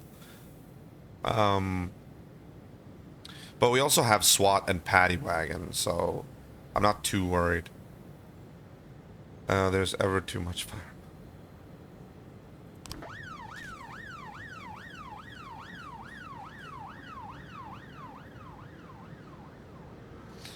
Alright, so we'll have a report from our investigators at maybe 10 o'clock? Or 11 o'clock? I don't know. The reports should come in at any moment, though. For the investigations, the ongoing. 412A. No, that is the assault. Yeah, okay. Good work, guys. Very nice. Didn't I have stripes to dish out? I don't think so. Maybe it's... Oh, it's probably at midnight. Yeah, destruction of property. Yes! Yes! Yes! Finally! That is what I wanted. That is what I wanted. Finally, this case is gonna be... Oh, out of my hair. Detective Beasley. I wonder... Yeah, I think he was the one who found the frame, but... He's also the one who's the lead detective. So it might not be that he did. But I think I'm going to promote him if I get the chance. Maybe, possibly. Breaking the glass so the guy wasn't... Yeah, exactly.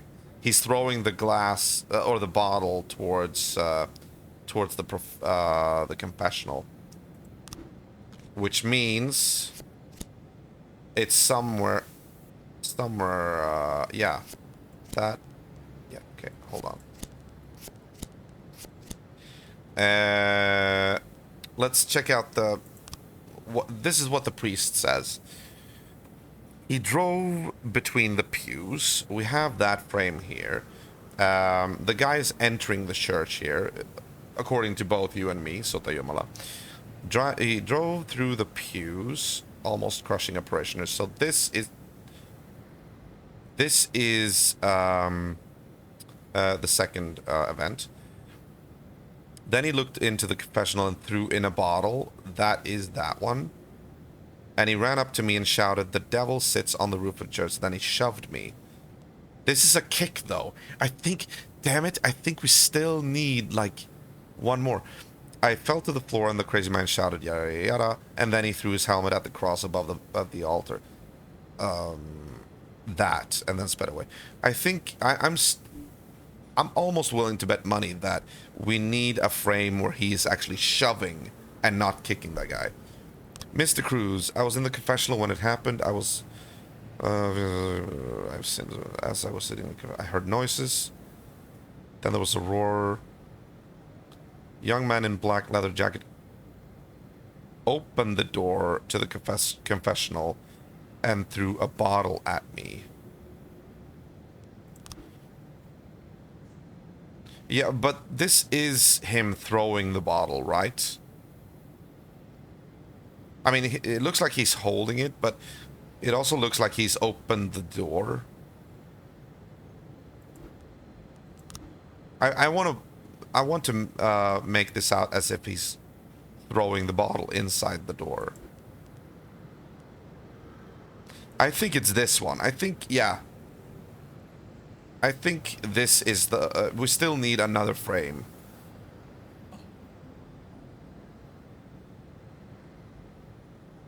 But you know what?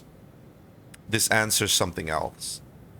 I think you're more likely to get new frames if there are more detectives working on the case that day, so that you don't spread them out. That is good, because we've been through like 4 days now and I haven't gotten a single new frame for this case, so that's a good sign. I think this is false. I'm going to put that one there too. Okay. Very well. Everything's looking good.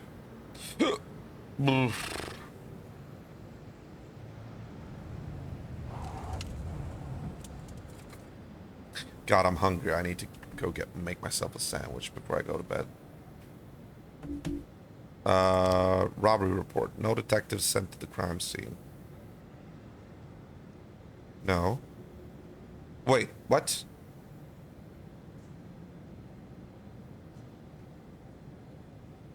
Robbery. Oh.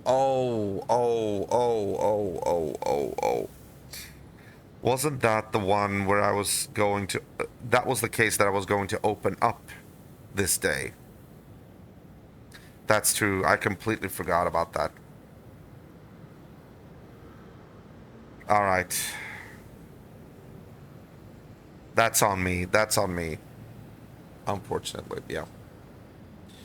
Made chicken minced meat salad to Tuesday. 5 out of 5. Oh, nice. Nice, man. Wow. Even,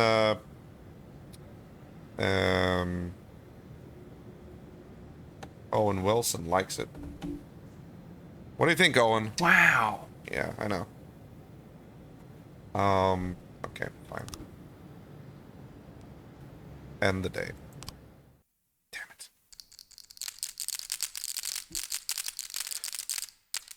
Okay, well, Sands are still in the lead. That's good. Good. Cape Kojo's been transferred. Everybody else looks good. Okay, good.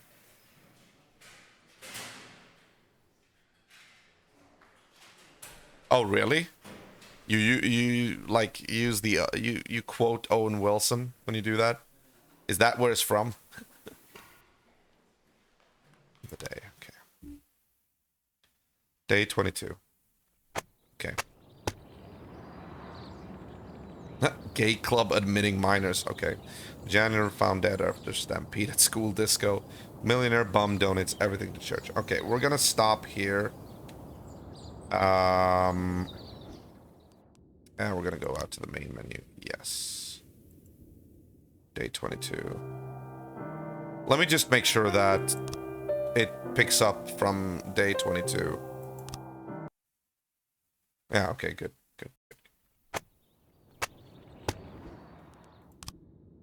What about the load? Oh, shit. Wait.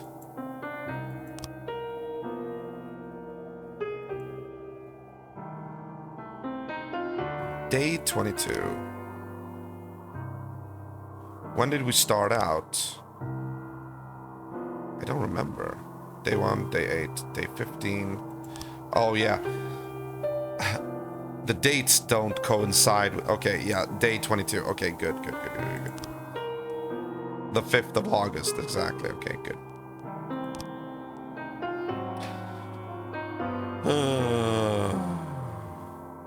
Alright, there we go.